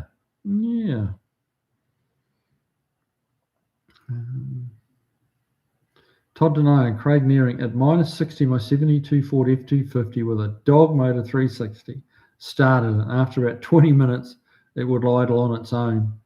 But the 80W90 gear lube in the transmission and rear end was too stiff to move it. Oh, my Lord, really? Wow.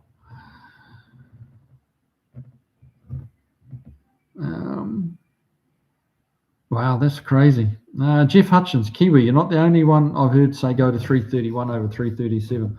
Honestly, it's yeah, the numbers, the horsepower numbers on dyno sheets will tell you that the 347 is more power, and it can be. But power is not just the number on the sheet, it's how it's delivered. It's how it's delivered and it's where it's delivered, and it's how happy it is doing it. And certain motors are just have a reputation for being good, like the 327 Chevy. Really, about the best small block they built, about the happiest all-round motor. Like, it had enough size to make good horsepower. The 350s and the 383s and the 400s. 350 was a good motor, but the 327 revved better. It was a happier engine to rev. The 350 was more torquey and a bit more truck-ish. more suitable for a truck. You didn't see 327s in many trucks. You saw a lot of 350. And then, yeah, I mean, 350, and now they got into the smog era, and then they needed lots of cubic inches, which is why they ended up going to 400 just to try and have some horsepower with all the smog shit and low compression. But really, the three, you ask anyone who knows, has dealt a lot with small block Chevs, and they'll tell you the 327 is really the best of the bunch.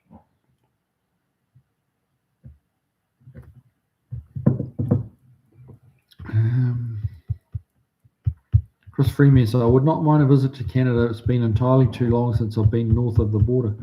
Yeah, I have been into Canada a couple of times. I've been up to Niagara Falls, and yeah, but not very deep into Canada at all.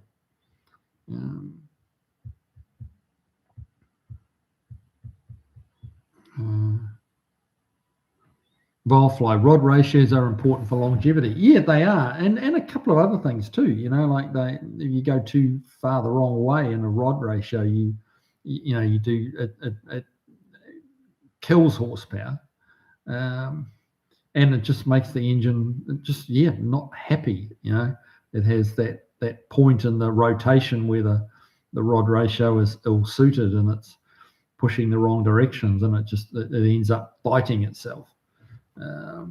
And that's the issue. And yeah, when an engine bites itself, it's not going to do 150,000 miles. So Oscar Walton, why not just go with a 351 Windsor? I'm not sure did he say what he was putting it in? 351 Windsor is a good engine. Absolutely, it's a good engine. It's taller, so like with the if you're putting in something into a early first gen type Mustang, 60 65 through 68, you have hood clearance problems with the Windsor. If you have anything other than a dead stock intake manifold, if you put even any sort of aftermarket aluminum intake that lifts the carb up a little bit, I'm not talking about like a big high rise, but just even one that's a little higher than stock, and then you put a carb on it and a decent sized air cleaner that's not dropped over the carburetor, then you're going to have hood clearance problems. I put a 408 stroker, which is a 351 based engine, in a 67 Mustang years ago, and that just had a can't remember actually whether it was a low rise or a medium rise, but it was not visually. It was not a tall intake manifold by any means. It didn't look anything out of the ordinary, but it was high enough that we couldn't get an air cleaner low enough to go under the stock hood, and we had to put I call it like a power bulge in the hood. We didn't have a scoop because the guy didn't want a scoop, but we just created a bulge, a little bit BMW-ish style bulge in the hood, which just allowed us to get a conventional 3-inch deep air cleaner on it that had about a 1-inch drop on it. So that gave us enough room to have 2 inches above the top of the four barrel. So yeah, that is the drawback with the 351, that extra height. It's an inch and a quarter or inch and a half higher than a 302 based engine, or small, true small block Ford engine. So yeah, if hood clearance is not a problem, like if it's in a truck, 351 all day long. Agreed. That's a good point.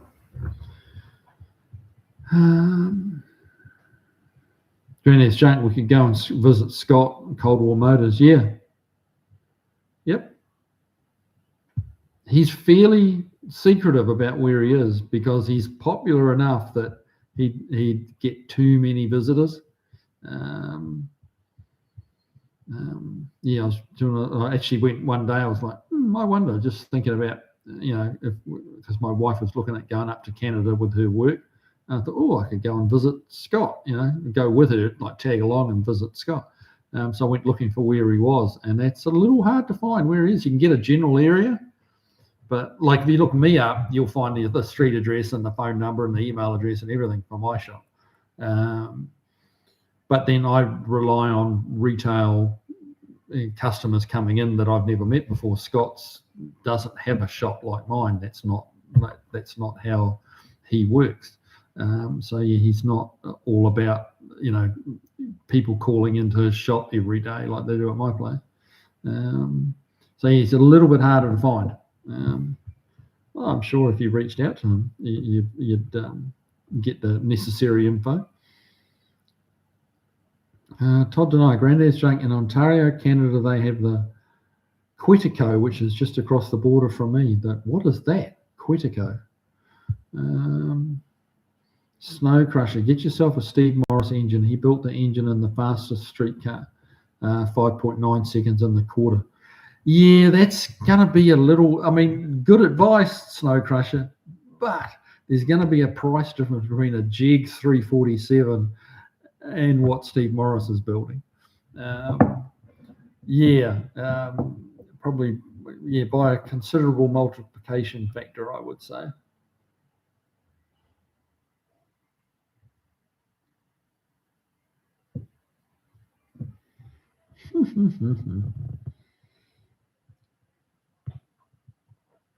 Granddad's Junk, that's cool, Todd. You can pick us up in the Marlin. There you go.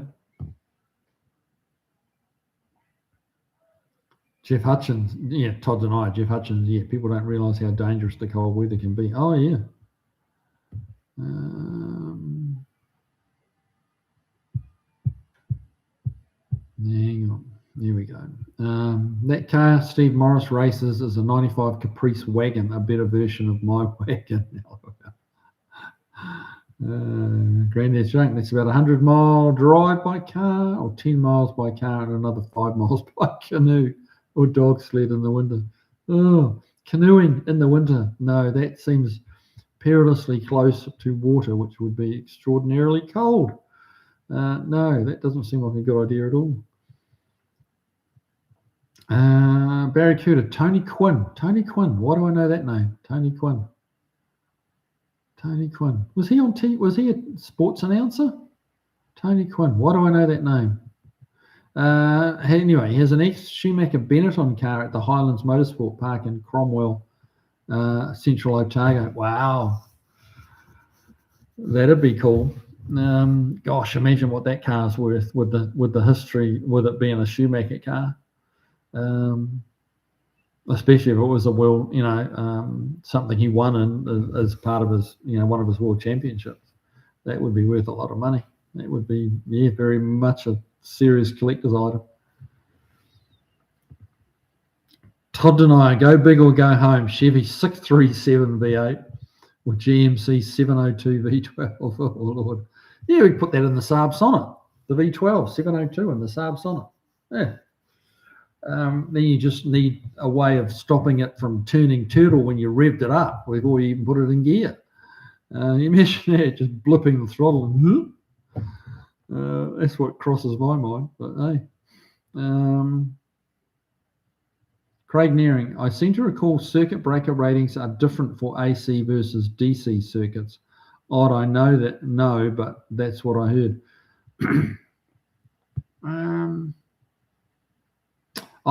Craig, I was assuming that was a resettable circuit breaker, like for an automotive purpose. As you say, the ratings are probably quite different for AC versus DC. It would be a different type of spike to trip it. So yeah, I was assuming it was an automotive circuit breaker, which they are around. Volflight, a store want to run a 327 crank and a 400 small block shed block with 6 1/4 rods.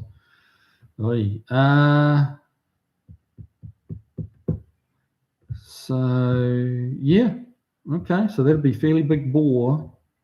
Yeah, it's got potential. It's got potential.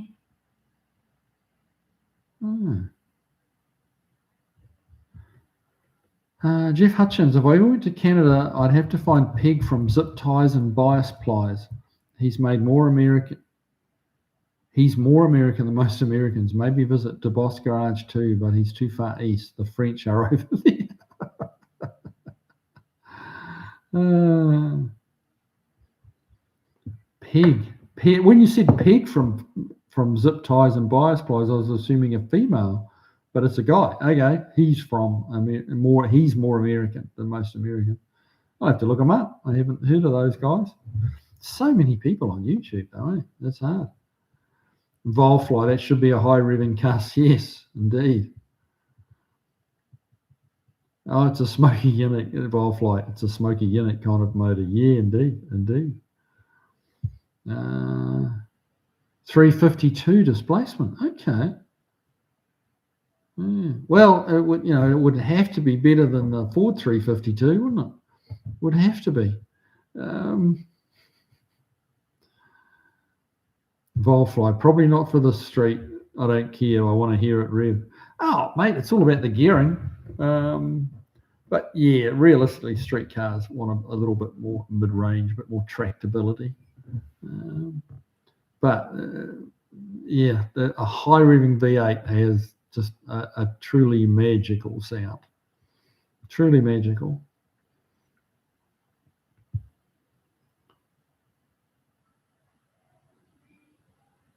Driveway, Chris Freemason. He's not really hard to find. He does list his mailing address in the descriptions of his video. Okay, is his mailing address? Is that the same as his physical address? Because I must admit that information I got, like I just Googled the guy, to see where he was, and there was an article about him, and that's what they were saying in the article, that he is a little bit hard to find, and he kind of keeps it that way. So yeah, that may be a case of, I read it on the internet, so it must be true.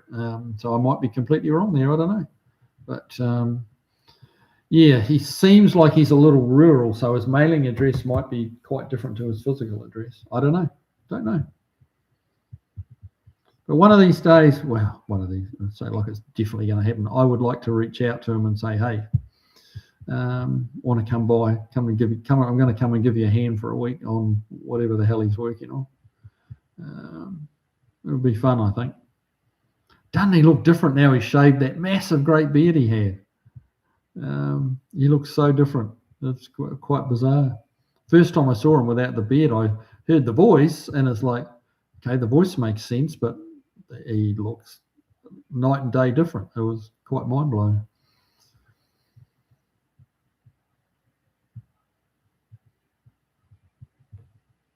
Barracuda, the rod ratio on a 302 Z28 engine seems right. Well, yes. There was a method to their madness, in those days. And honestly, the guys in that, in the high performance area of Ford and particularly Chevrolet were clever boys. They were clever boys. People underestimate them and always think they can do better, but they were clever boys.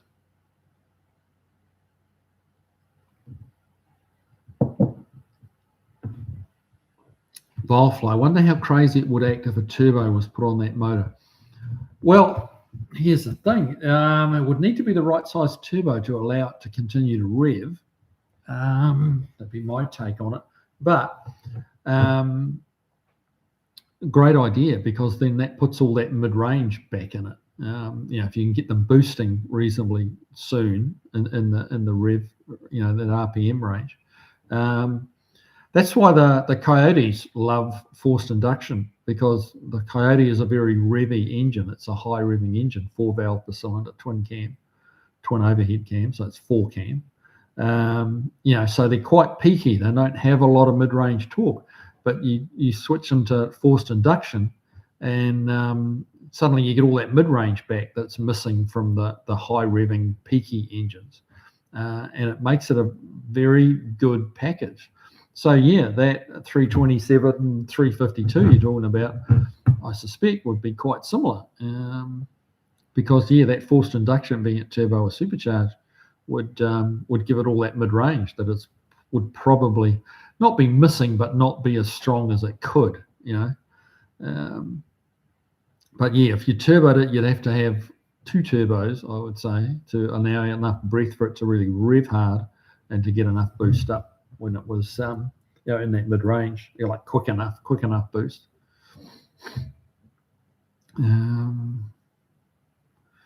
Todd Dunno, Kiwi, the Quetico is a Canadian wilderness area. Okay, I had no idea. Todd Dunno, Volfrol, the problem with the Chevy 400 small block is the Siamese cylinders. You would want to have the block O-rings. Yeah, fair enough.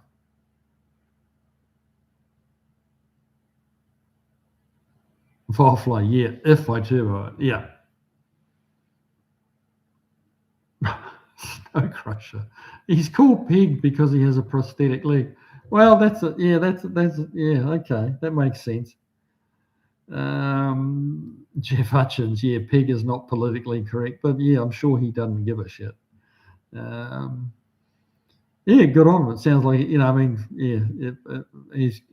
I'm sure it doesn't hold him back too much. Yeah, you got to be able to laugh at yourself, don't you? So yeah, if I was ever in that situation, I'd like to think I'd be big enough to have a nickname like Peg. Yeah, good on him. Good on him. Barry Cooter, Tony Quinn. He used to have SVG on his V8 Supercars team. Okay.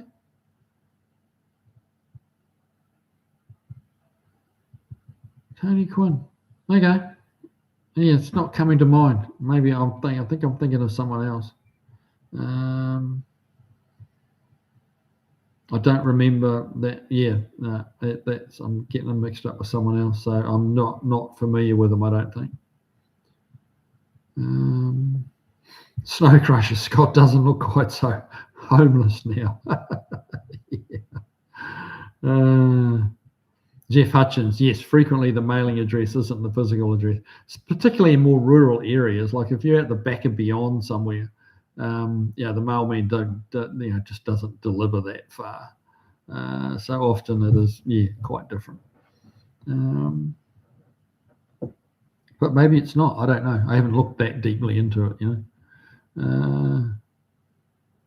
Granddad's junk, when I first saw Scott without the beard, I thought it was his brother. Yeah, it threw me big time. It was like, wow, that must have been. I haven't caught one of the show where I kind of go back and have a look and see when the first time he appeared on camera without it, or whether he talked about it. But that must have been quite a decision to make. Like, I mean, he'd spent a lot of years growing that beard, a lot of years. So to then just take it all off, not just make it shorter, but to just be gone and return to shaving every day that's quite a big call.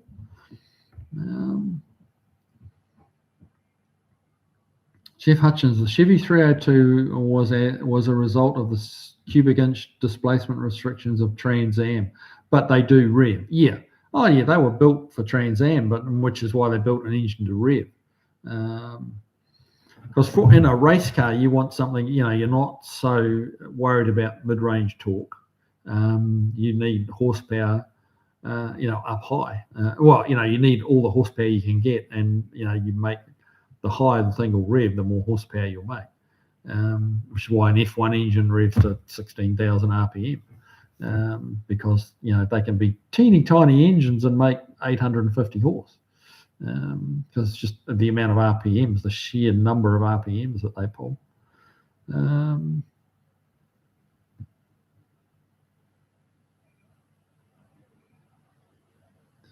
Chris Freeman, I almost kind of sort of thought he managed to AI the loss of his beard for the Volvo driving video he made.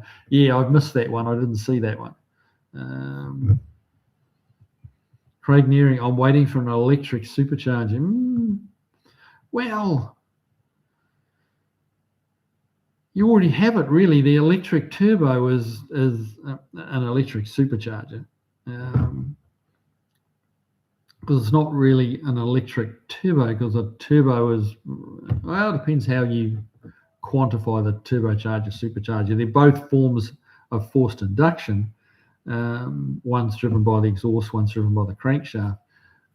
Then once it goes electric, there's not going to be a difference between an electric supercharger and an electric turbocharger, and they're calling them electric turbochargers now. And it's just, yeah, instead of using the rotors, the two individual rotors like a supercharger does to create compressed air, they use,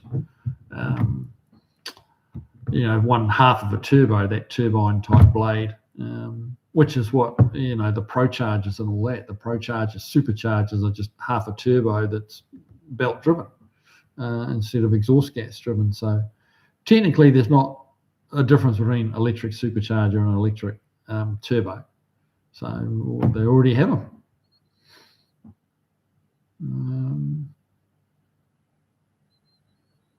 No, yeah, okay. Volfly is just saying what I said, basically. Much shorter version of it, but hey. Oh man, we're running out of time. It's 8:57, so let's hurry up and catch up here. Barracuda, I heard members of ZZ Top were offered $1 million each from Gillette to shave off their beards. They declined the offer. Oh, good Lord, which tells you how much money they were making. I suspect Scott at Coldwell would have taken the $1 million. I'm just saying, yeah. Volfly, brushless motors attached to a Whipple supercharger or centrifugal supercharger. I think the centrifugal supercharger is easier, takes less horsepower, I think, to drive than the Whipple style. But it's not, I'm not 100% sure on that. You could try a leaf blower, what, with a really long extension cord?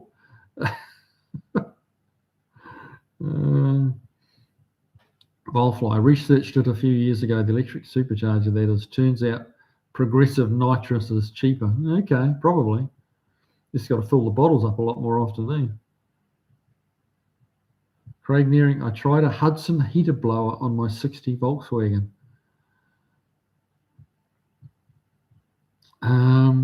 Did it work? Did it help at all? Todd Denio, Scott from Coldwell Motors grew that beard in about 2 years. Wow.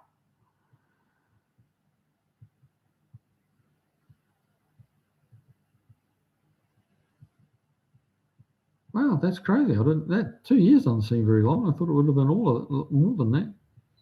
Volfly, I did stick a leaf blower on a GM Iron Jerk 2.5, helped the throttle response for sure. Good grief, really? Oh, that's crazy. David Tyree, are you thinking of Anthony Quinn? No, not Anthony Quinn. Keith. No, Keith.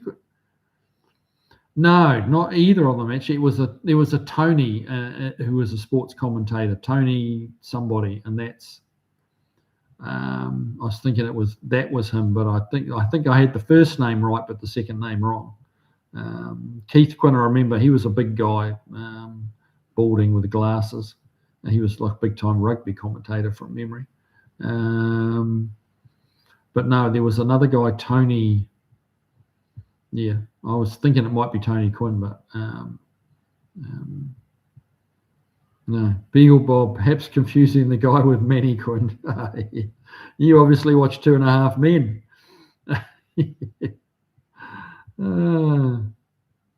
Barracuda, Tony Quinn is a Scottish man that lives in Australia, got rich from pet food. Oh, VIP Pet Foods. Okay. Yep, I know the VIP Pet Foods cars. Yeah, that was okay. Yeah, that's a completely different guy to who I'm thinking of. Paul Cochran, the Volvo effect was the name of a Scott's beard transformation video. Okay. Sorry, I had no idea.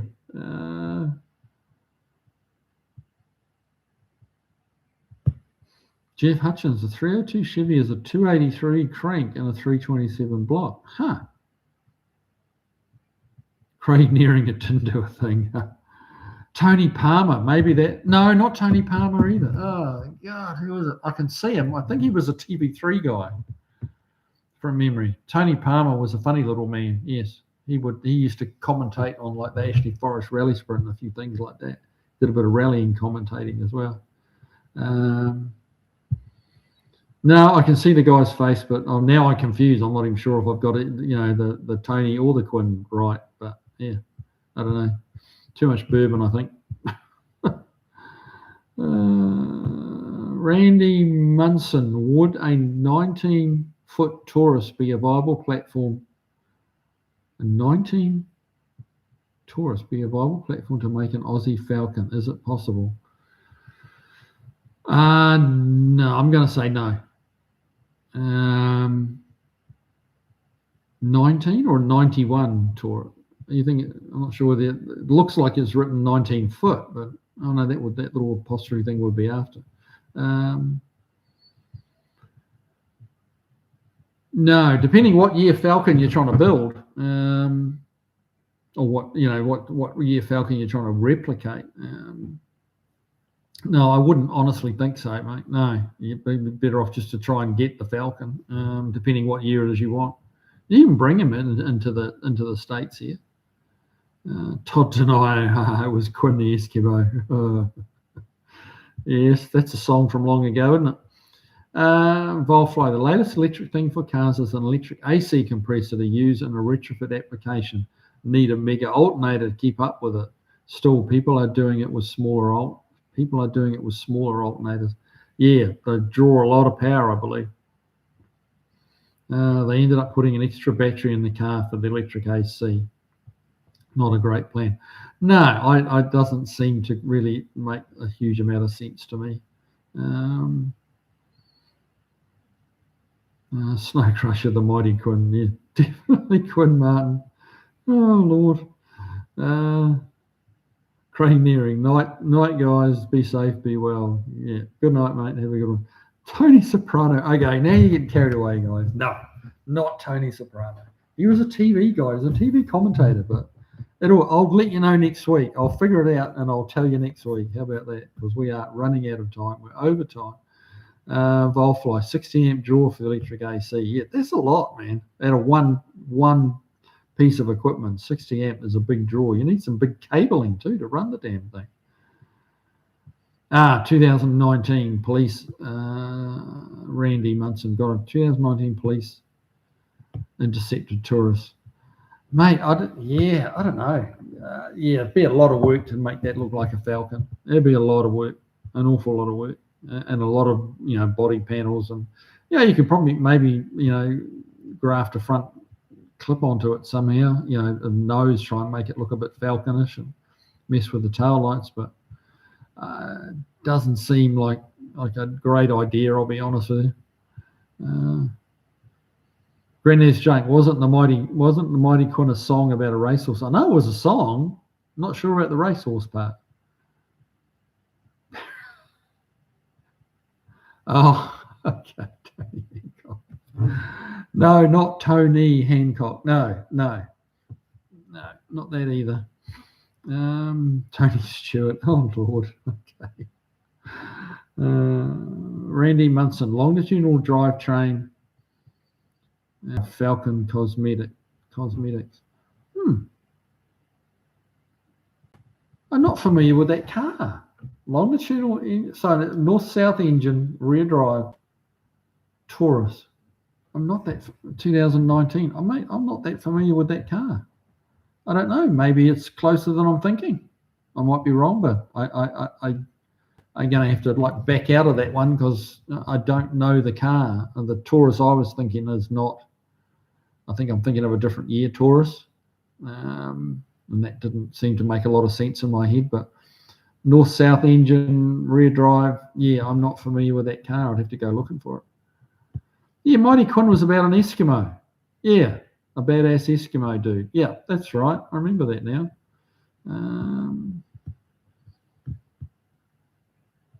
Randy Munson. They look similar. Ford World car. Okay. I will go and I will have a look, mate. I'll have a look. Freak Messer.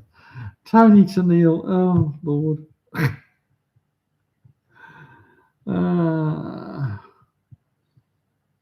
Manfred Mann. Craig Neary. Manfred Mann. Gosh, that is the band too. Yep. Tony Tennille did sing Love Will Keep Us Together. Yes. All right, guys. So we've gone down the rabbit hole of various musicians and sportscasters, but hey, yeah. Oh, Danny Boyd, you've been lurking in the background. Quinn Production. Oh, yep. Good to have you here, mate.